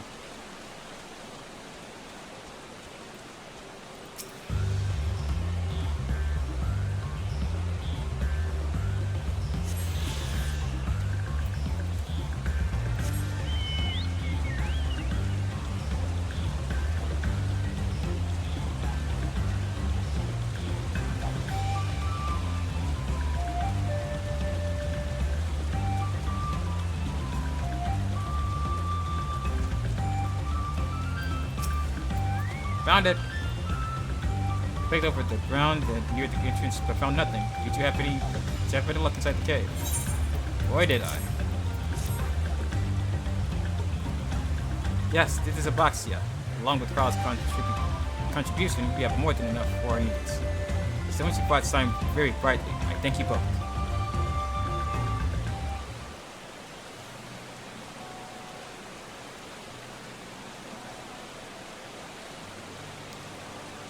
Would have been happy to know we were putting things right.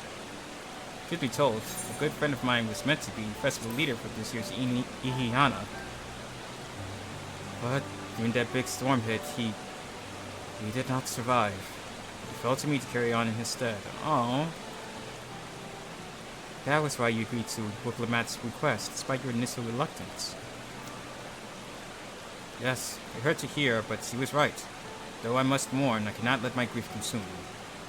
Her words made me realize that the path to my recovery, our recovery, is already laid out before me, and I will walk it, for myself and for my friend.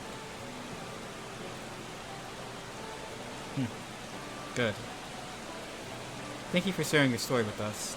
Please, rest assured that we've taken your plight to heart. I'm certain our companions are procuring the other materials as we speak. Everything will come together, and the Han Yusao will host a splendid, uplifting festival. That we shall. With that, let us return and deliver the Abaxia into Wook Ibu's waiting hands.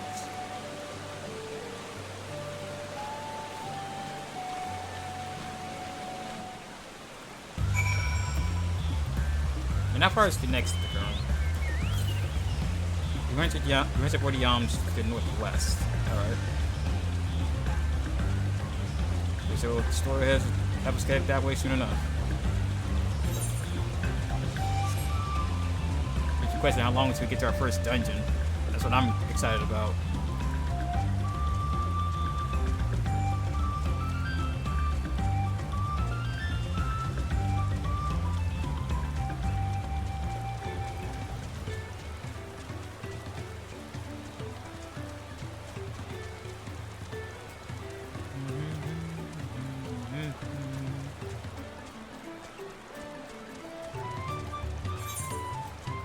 I gotta go all the way over here to climb that dang tree again.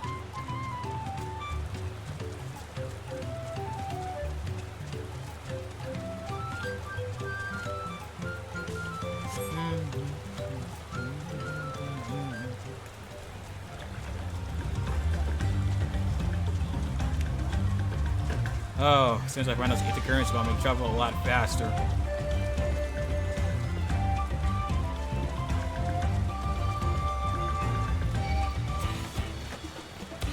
Alone. And I wish to tangle with you.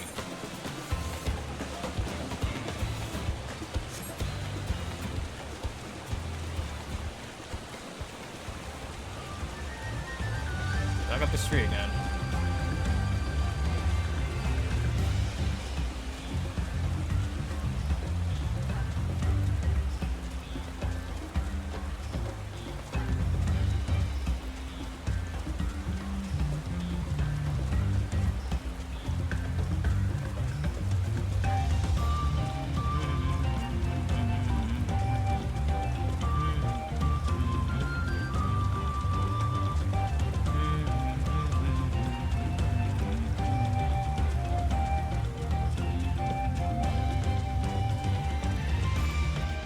Back. We just got back ourselves. Did you find the stone we needed? Yep. Thanks to the third promise and her mighty swings, we've collected some suitable logs of Weepo. What of the Abaxia? Right here.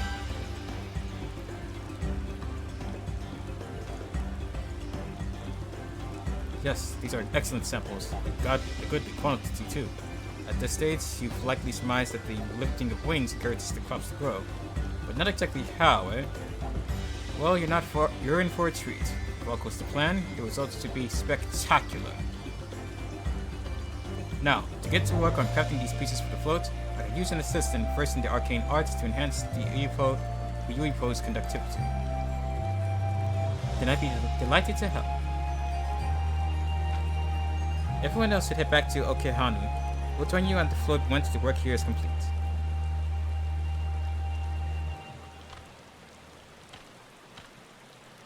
Alright then.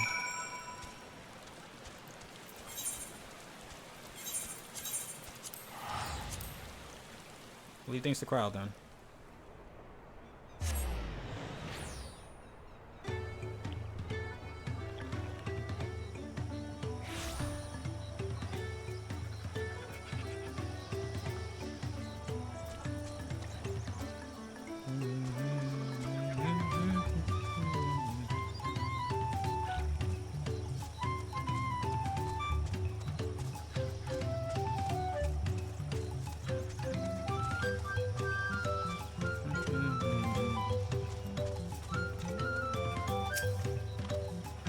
Gathering the Weepo was a trial in itself. At first, Wookiee criticized everything I did. Then he suddenly yelled that I've spoken ill of the third promise and must punish myself. And proceeded to slam his head into a Uyoi tree. I told him not to worry about it again, and it was like it's snuffing out a candle. He's an odd one, that's for sure. At least we've seen the poles and the new eye. I'll just have to wait for the feathers from the twins. Hopefully they won't have too much trouble feeding them. The lifting of wings. Wookalamat settles down to rest before the festival gets underway. Because to get some rest before the excitement begins. Right.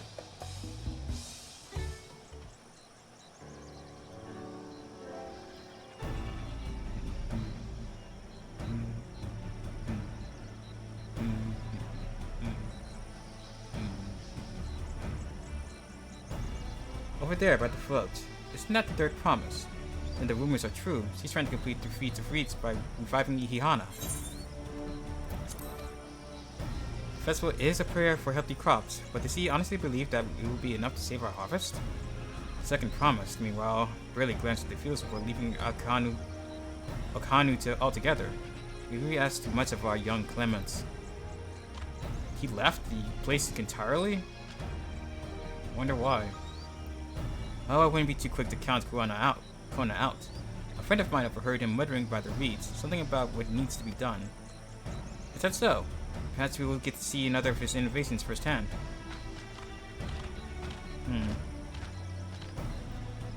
That sounds like our Kona. One look at the reeds was all he needed to think of a solution. Be that as it may, our own solution is nearly ready.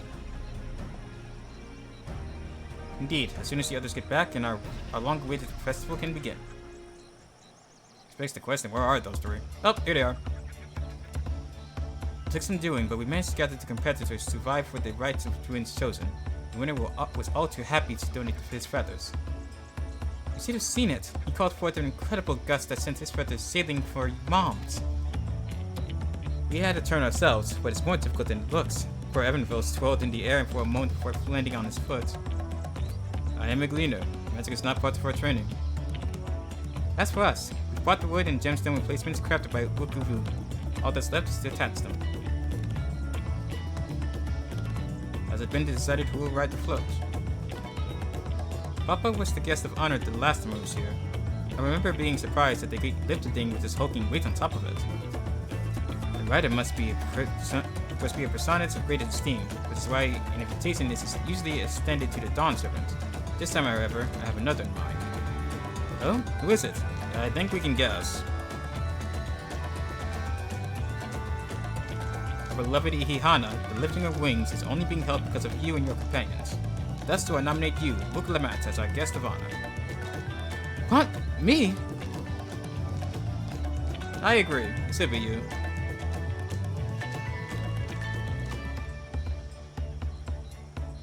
The boat won't make me seasick, will it?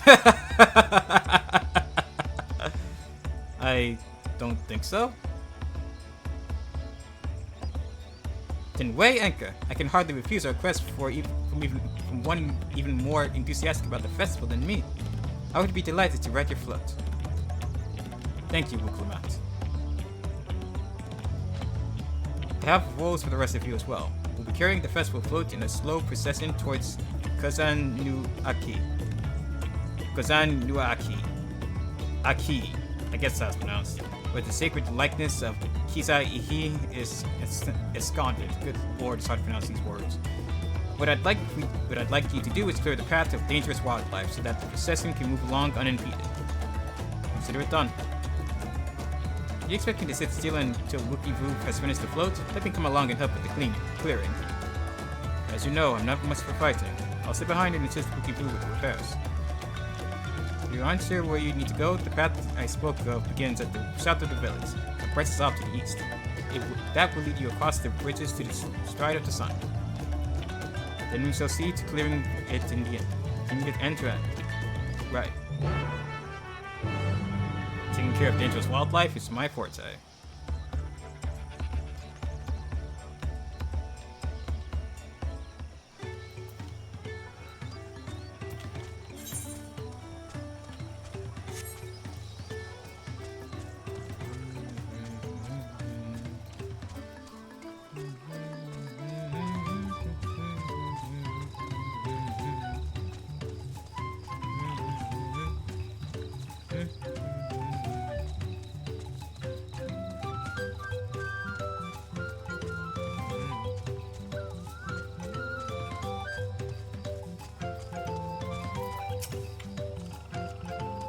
float functions as you think it does, I would not be surprised if you were attracting the creatures.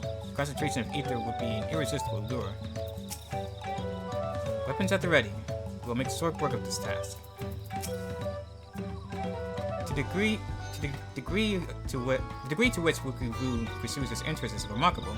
Apparently, his studies of the Kazama-uka region were so invigorating that he decided to move here and immerse himself in the culture. Nice.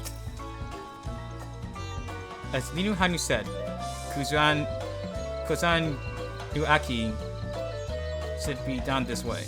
Then off to the east where the path branches. There's something about bridges and the stride of the sun. Anyway, let's split up and get to work.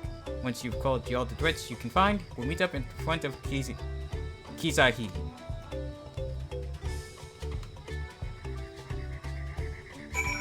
Let's get to work.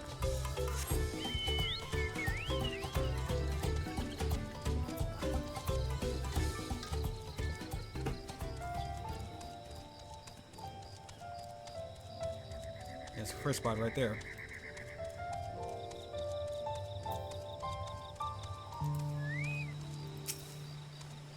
I got my motifs painted up too.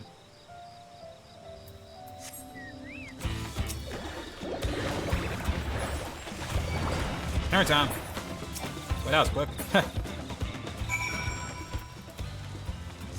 Moving on.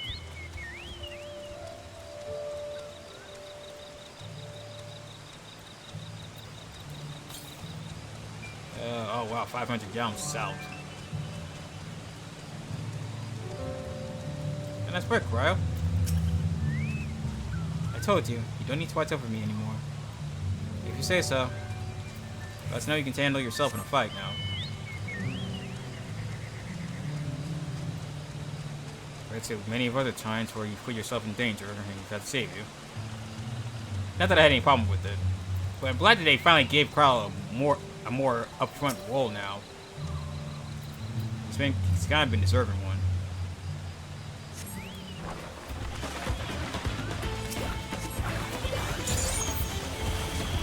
And Magavetus. Ah, there's another one of you.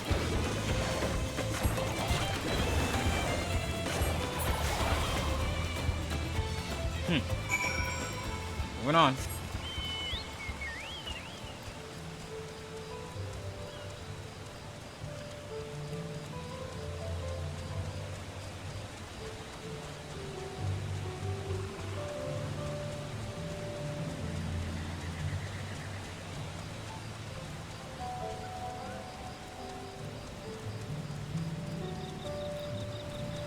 Mats. Ugh, Barbaros. Ha! That's one down. Never liked those things.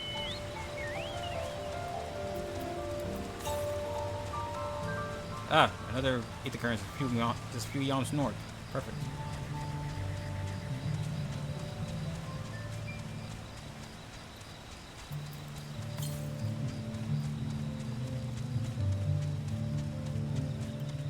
Oh, no.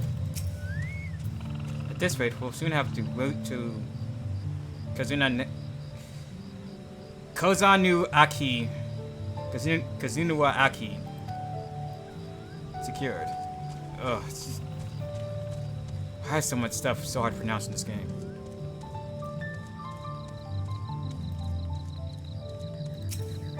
Wait. I'm going motifs again.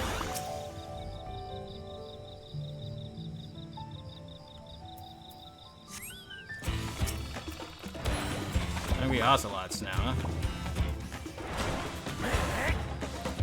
Still not mess with my mighty hammer! Oh wow. And that last one was a crit. A few yawns to the west. Let me grab that. Let me go ahead and grab that since it's so close.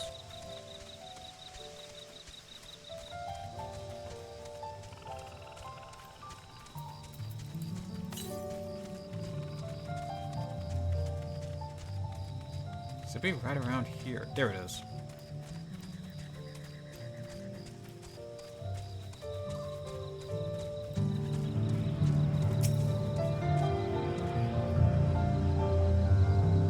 That's 3 now.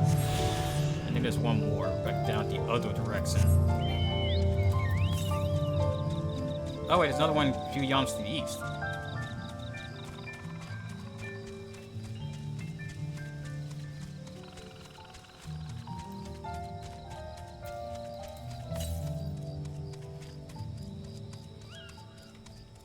Yep, here's the side of the sun. And there's Alizai. Now this is my kind of busy work. I know, right? I'm pretty close to it. Might as well grab it. And ooh, that's a nasty looking Fate over there. That's a big kitty. Big mean kitty.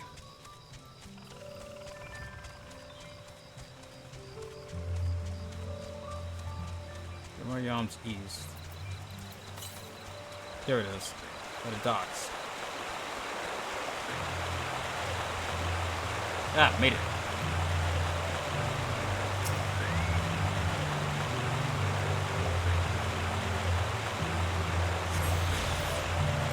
Next one is over 1,000 yams southwest. Good lord.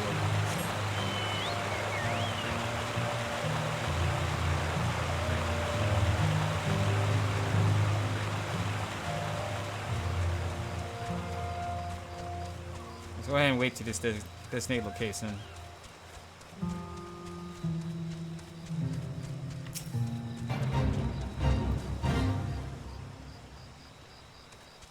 And we're below the equipment level though, so it's not going to do much for us.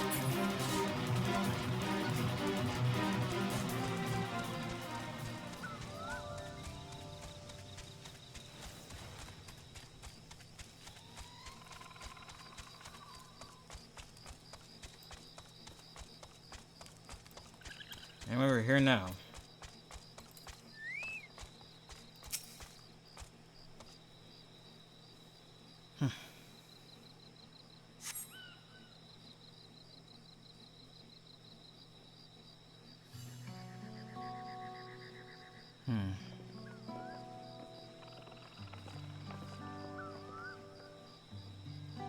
Ah, you were a step ahead of us.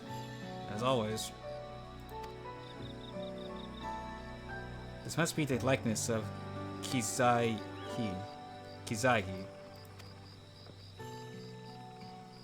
The Hanu deity of the harvest.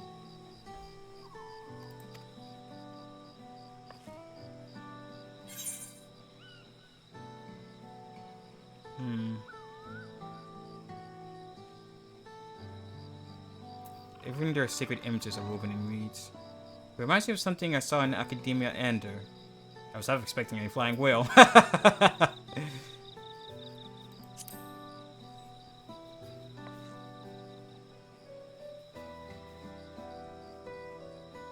One of the ancients' creations.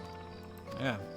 It is possible that Vit's still memory of that time endured, as a conscious recollection from the inheriting soul providing the basis for an entirely new religion. I have no idea what that means. As far as I know, Kizaihi was worshipped on another continent. This ancient faith was then brought to Tural by the first Hanu. The Hanu migrated here from another continent. Mayhap the two do share a common ancestor. This is all very fascinating, but shouldn't we be getting back to the Ninu Hanu, who wants to know the path of safe for the procession? Right, and I need to ride on the float. I'll run ahead and tell him we're done here.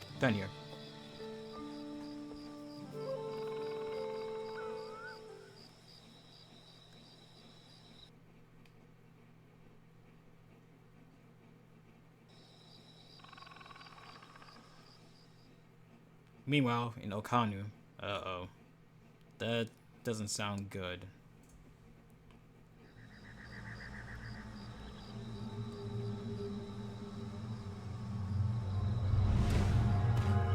Oh no, what are you doing?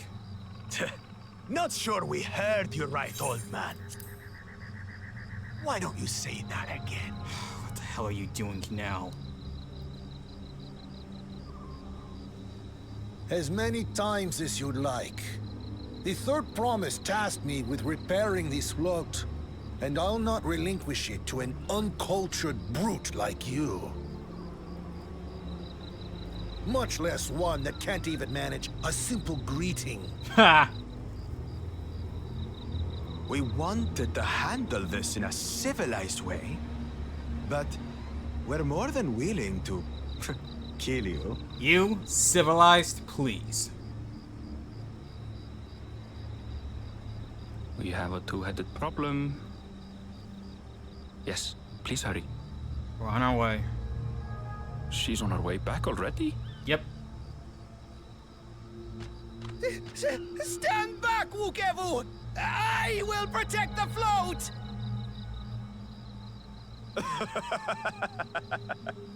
Are you trying to be brave, little bird? I could never have repaired the float alone. Not properly. But thanks to Wuklamat and her friends, we can hold Ihihana again! This is a priceless treasure! And as festival leader, I would die to protect it! Very well. If that's what you want. Oh, you son of a bitch. Don't you dare!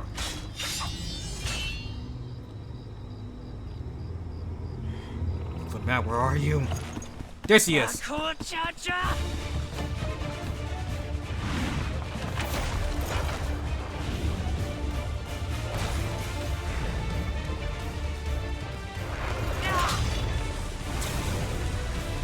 Sit. What?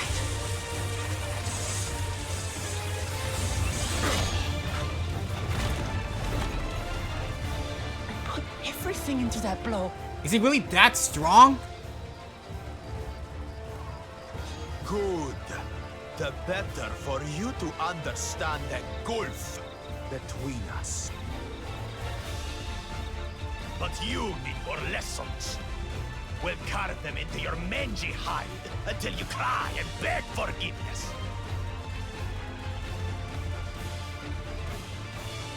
No, you don't.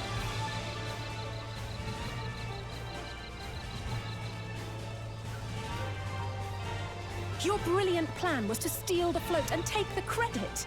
The so-called blessed siblings are nothing but cheats. Your scorn is sweet music. Come, weaklings. We'll crush you each in turn. Or all together, if you like. Oh, I'd like to see you try. Come on!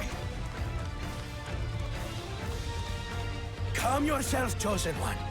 If you fight in earnest, this will end in a massacre. And? What's more, we have word that our other prospect is on the verge of success.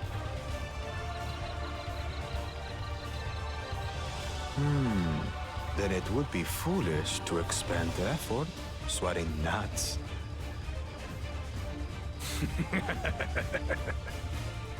Lucky for you. Oh, I can't wait to kick your ass. I can't wait to kick your ass.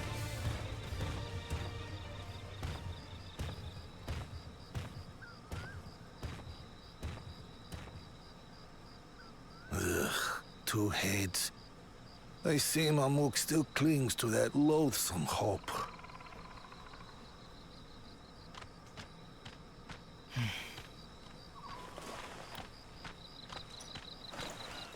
Talk to us, Third Promise. You're not dying, are you? She looks fine. It'll take more than that to kill me.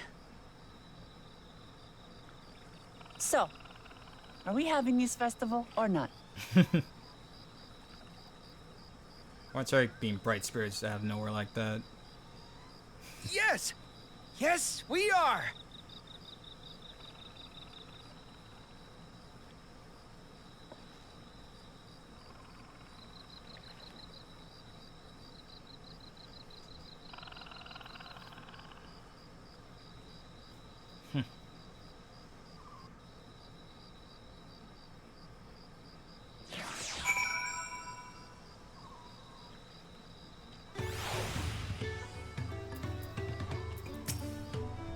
Given the nature of the ride's succession, I suspect such altercations are inevitable.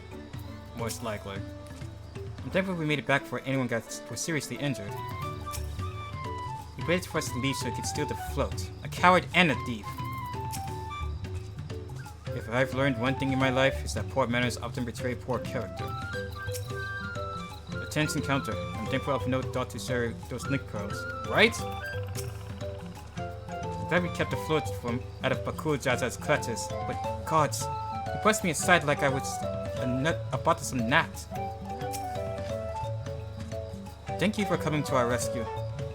I tried to protect the floats, but against the two-head, I may as well have not been there at all. Nonsense! You stood your ground and bought us time we need to make it back. You were incredibly brave. You definitely were. I can attest to that.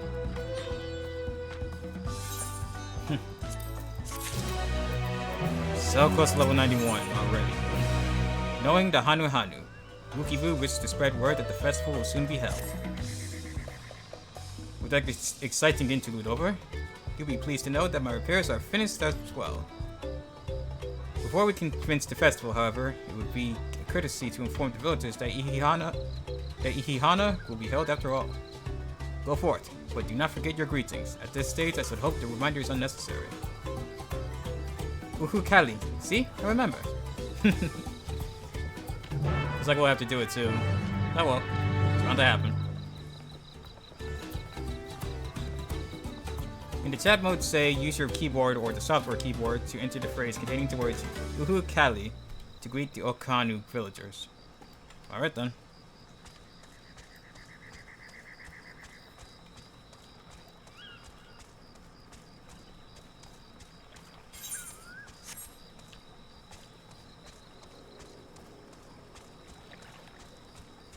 I feel like at some point one of these feats are going to end up with us not only either losing the keystone ourselves, or the keystone's getting taken from us. Let's see now.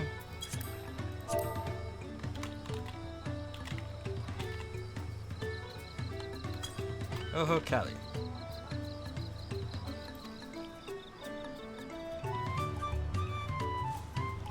What? The float is fixed. Our fallen friends would be glad to know that Ihihana will soon be underway. They would have wanted us to honor them with celebration, not let their loss deter us from it. I must go and enjoy the festival for those who no longer can. There you go. That's one down. Ah, the spirited Hanu from before. Let's pick you right up. Oh ho, Kali. The festival's about to begin. What do you expect me to say? Besides, of course I'll be there. Cleaning up the storm's aftermath may have been hard on us all, but the lifting wings is tradition, and a joyous one at that. I won't sit here brooding my days away. Give me a moment to get ready. I like this. This is great. One more.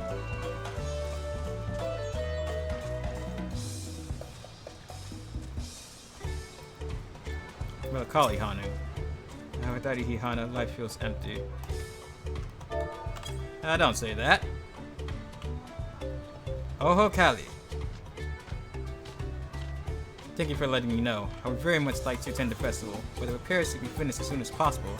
What to do. You'll figure something out.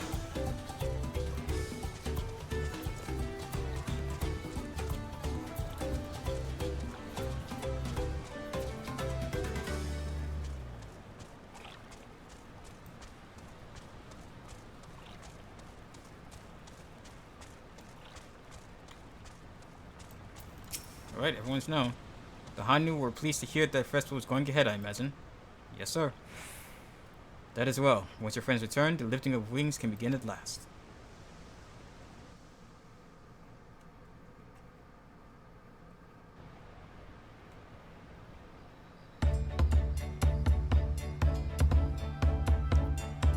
Yep, she's looking ready to move.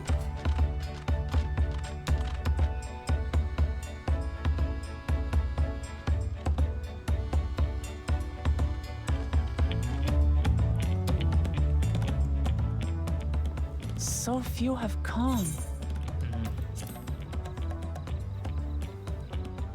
Patience. Once Ihihana gets underway, no Hanu will be able to resist joining in. Just so. Ukewu knows well the heart of the Hanu. Yeah, we'll take his word for it. Have faith, Third Promise, and climb aboard the float. It is time for the lifting of wings. Right. Off we go.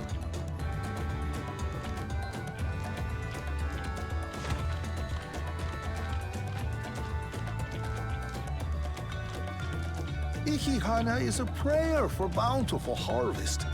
But this is not its only meaning.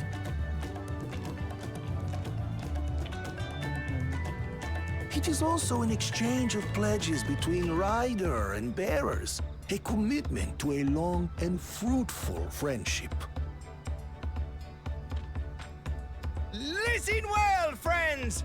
The personage we bear today is Wuk Lamat, the savior of our beloved festival!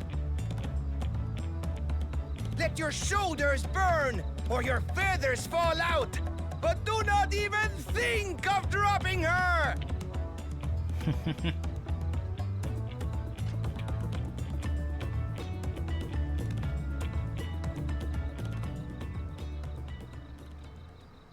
Ready and...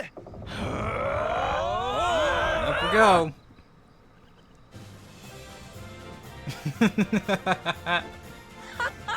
I could get used to this.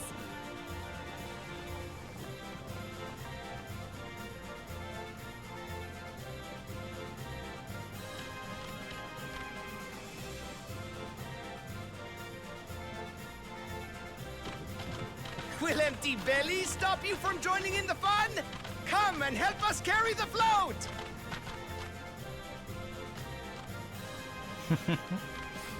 Well, that didn't take long.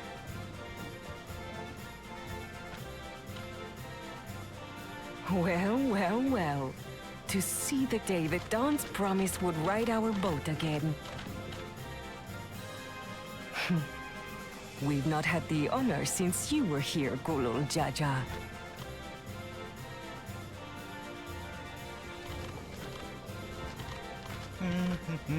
Right, we've enough bearers now. Onwards to Kozanuaki!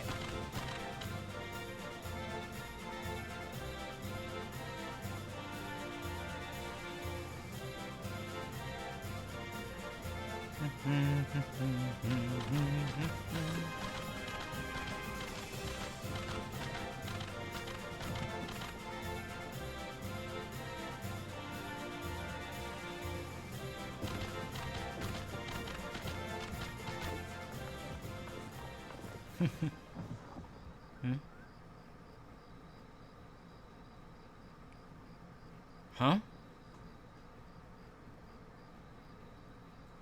Watch well, for you are about to bear witness to the true glory of Ihihana. Are we now? Alright. Whoa!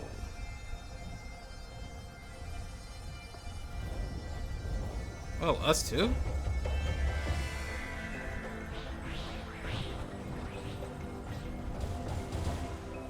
The float draws upon our life force, concentrating and amplifying the energy.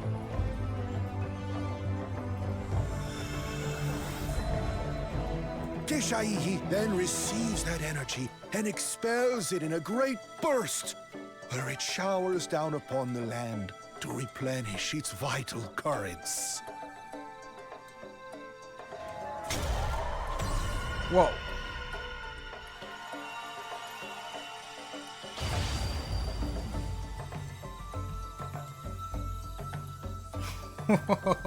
Cool.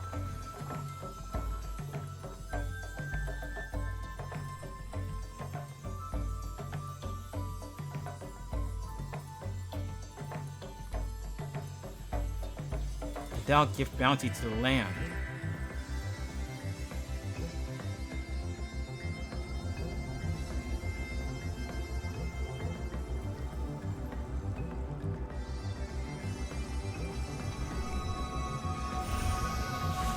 Oh yeah, the reeds are looking healthier already. Now that's a good harvest. It worked. Like a literal charm. float really was helping the reeds. That was amazing! To think that such a thing was even possible!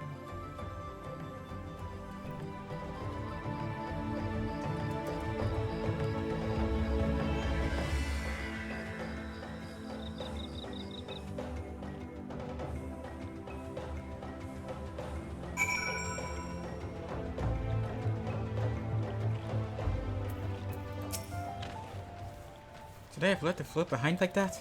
I was so excited to see the reeds. Nothing to worry yourself over. My brethren have been swept up by the festival fever. Last I saw, they were taking turns at the carrying poles on the way back to the village. Please feel free to look over the fields and enjoy the sight of what you've accomplished. Oh, we will.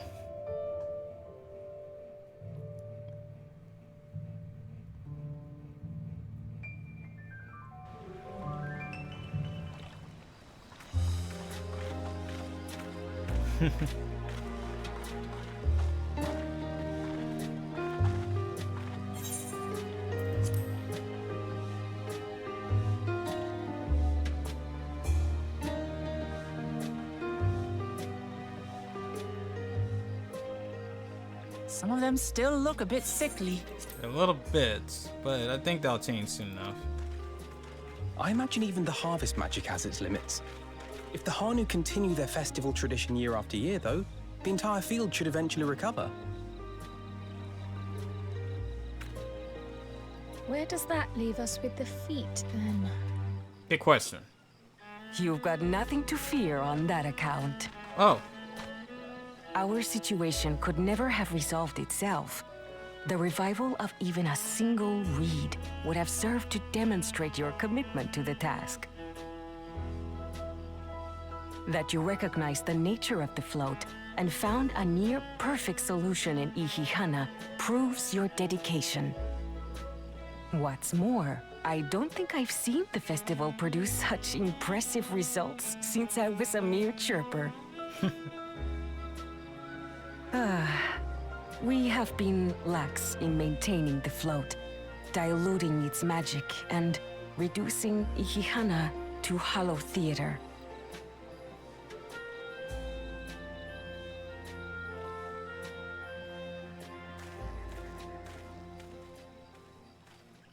Connor!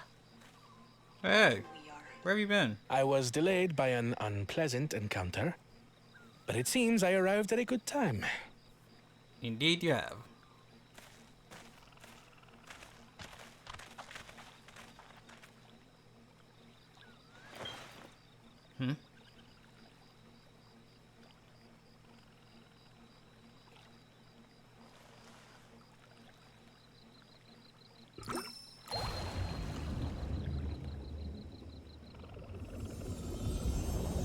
Oh. Looks like he found a solution too.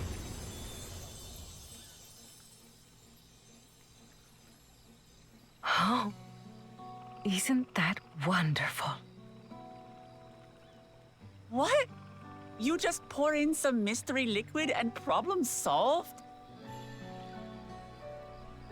Stagnant ether was to blame for the reed's poor condition.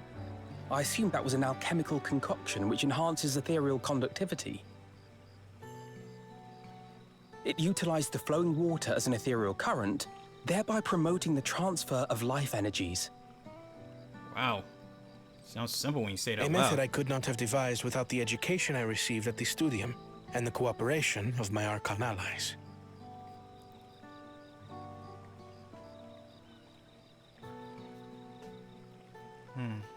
Archon allies?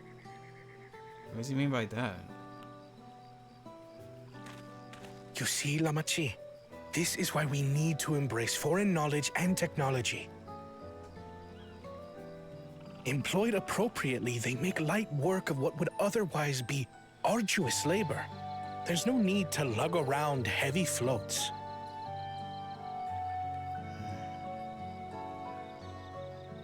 Well, you always were the clever one, brother. Your approach was no less effective, Wuklamart. It achieved the same result. True, it took longer, but it still worked. Indeed it did. And you enjoyed the festival, yes? I did. It was so much fun. Having visited your village before, I thought I knew everything about it. As it turns out, I knew very little. About the reeds, about Ihihana.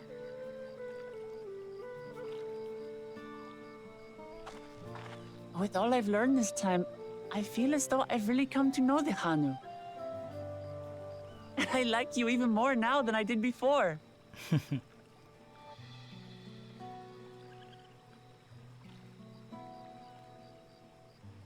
The feeling is mutual. And it's not just you who had a lot to learn either. I'll never look at our float the same way again.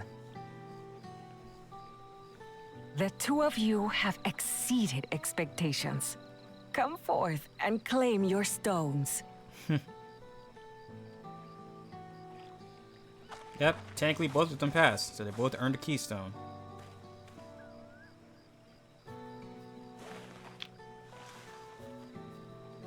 That's one down, 6 to go. So this is what they look like. Go on, set it in the tablet.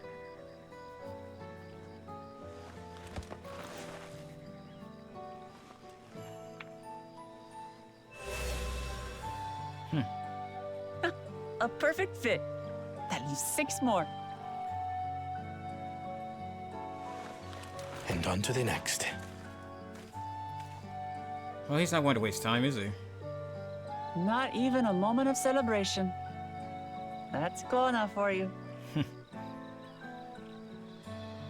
third promise? You must join us for Ihihana next season. As Dawn Servant, of course.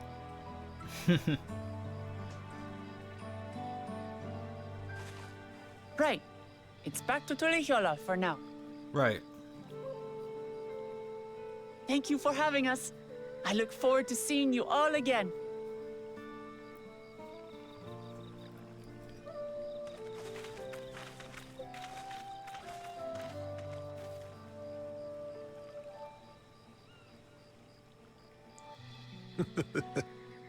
These are interesting times indeed.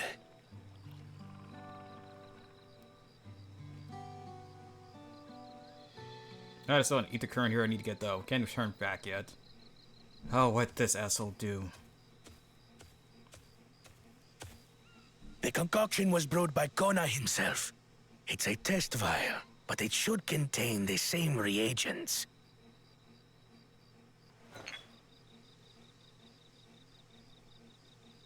Good work. We'll use whatever we must to win. For win we must.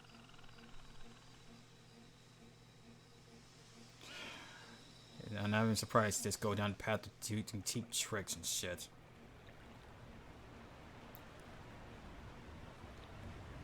That leaves a question though. Where's the first promise? He wasn't here at this rate. He wasn't here to deal with this feat. Virginia has just started already, and already have met so many wonderful people. Wookie Vu for one. He's a bit eccentric, but everyone can stand to be as respectful of other cultures as he is. That's true. And Linu Hanu. It warmed my heart to see him honor his departed friend through Ihihana, and to help others do the same. I can't help but feel excited thinking who else I might meet over the course of the contest. Come, let's head back to Zabal Yevtai. Zabal Yevtai.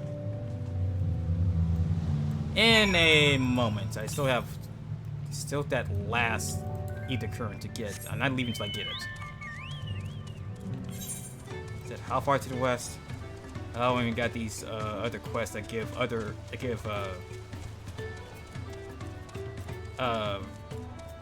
damn, what was it? Other ether currents. Goddamn, why did I go on why my brain kind of just stop for a second trying to remember the name. Good lord.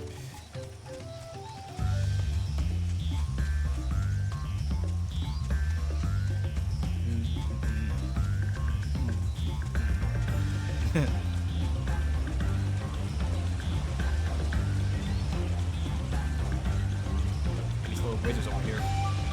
And another sky tower. Tree tower. whatever. It's further, more Yalms west.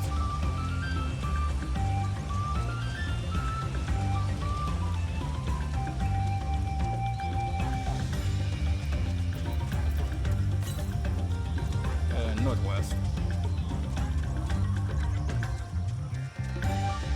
Should be right around here. There it is.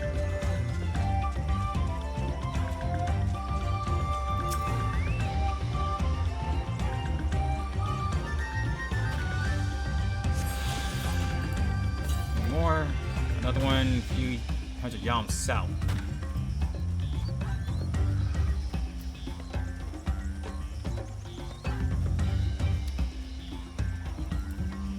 Can I even reach it? Looks like there's something in the way there. Maybe just my imagination.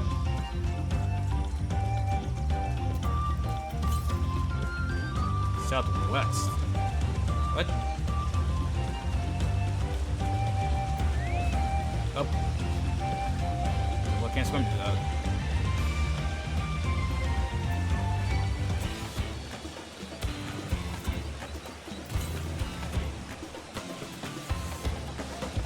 Southwest.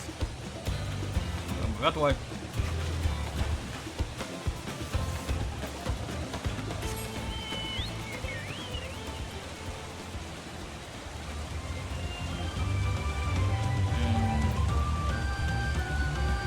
Yeah, I don't think we'll be able to get over there just yet.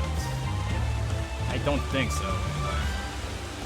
Yeah, maybe one of the situations where we're going to come back here at a later time. Again, water, really?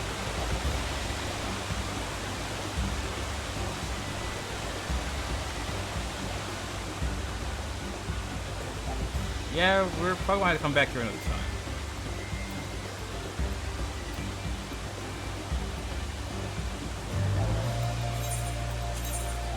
I don't know if they eat the currents later. Eat the currents later now.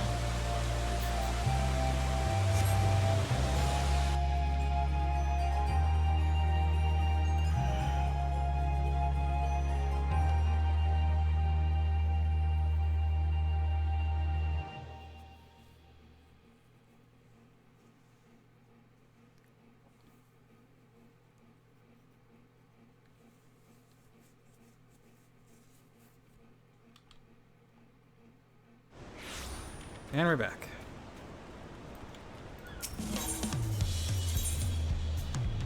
Ooh, we're back to Jazzy.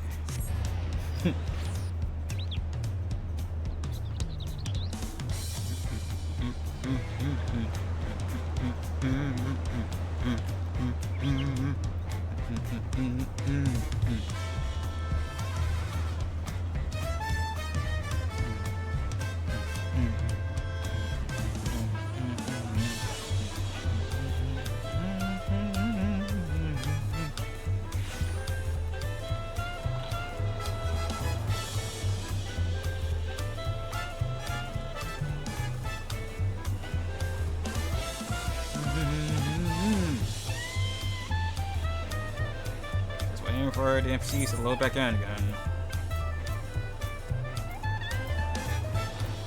I have a few stuff in my inventory to clear out too. Jeez. Why do we even have these?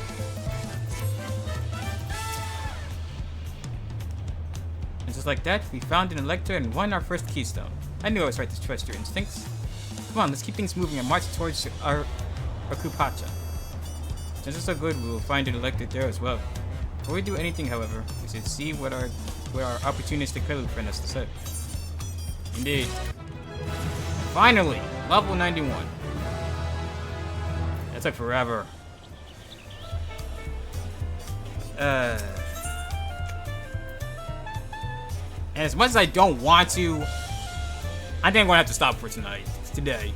Okay, we're 4 hours in, and I can already tell I'm not gonna leave between level 9 and 5 before the end of the day.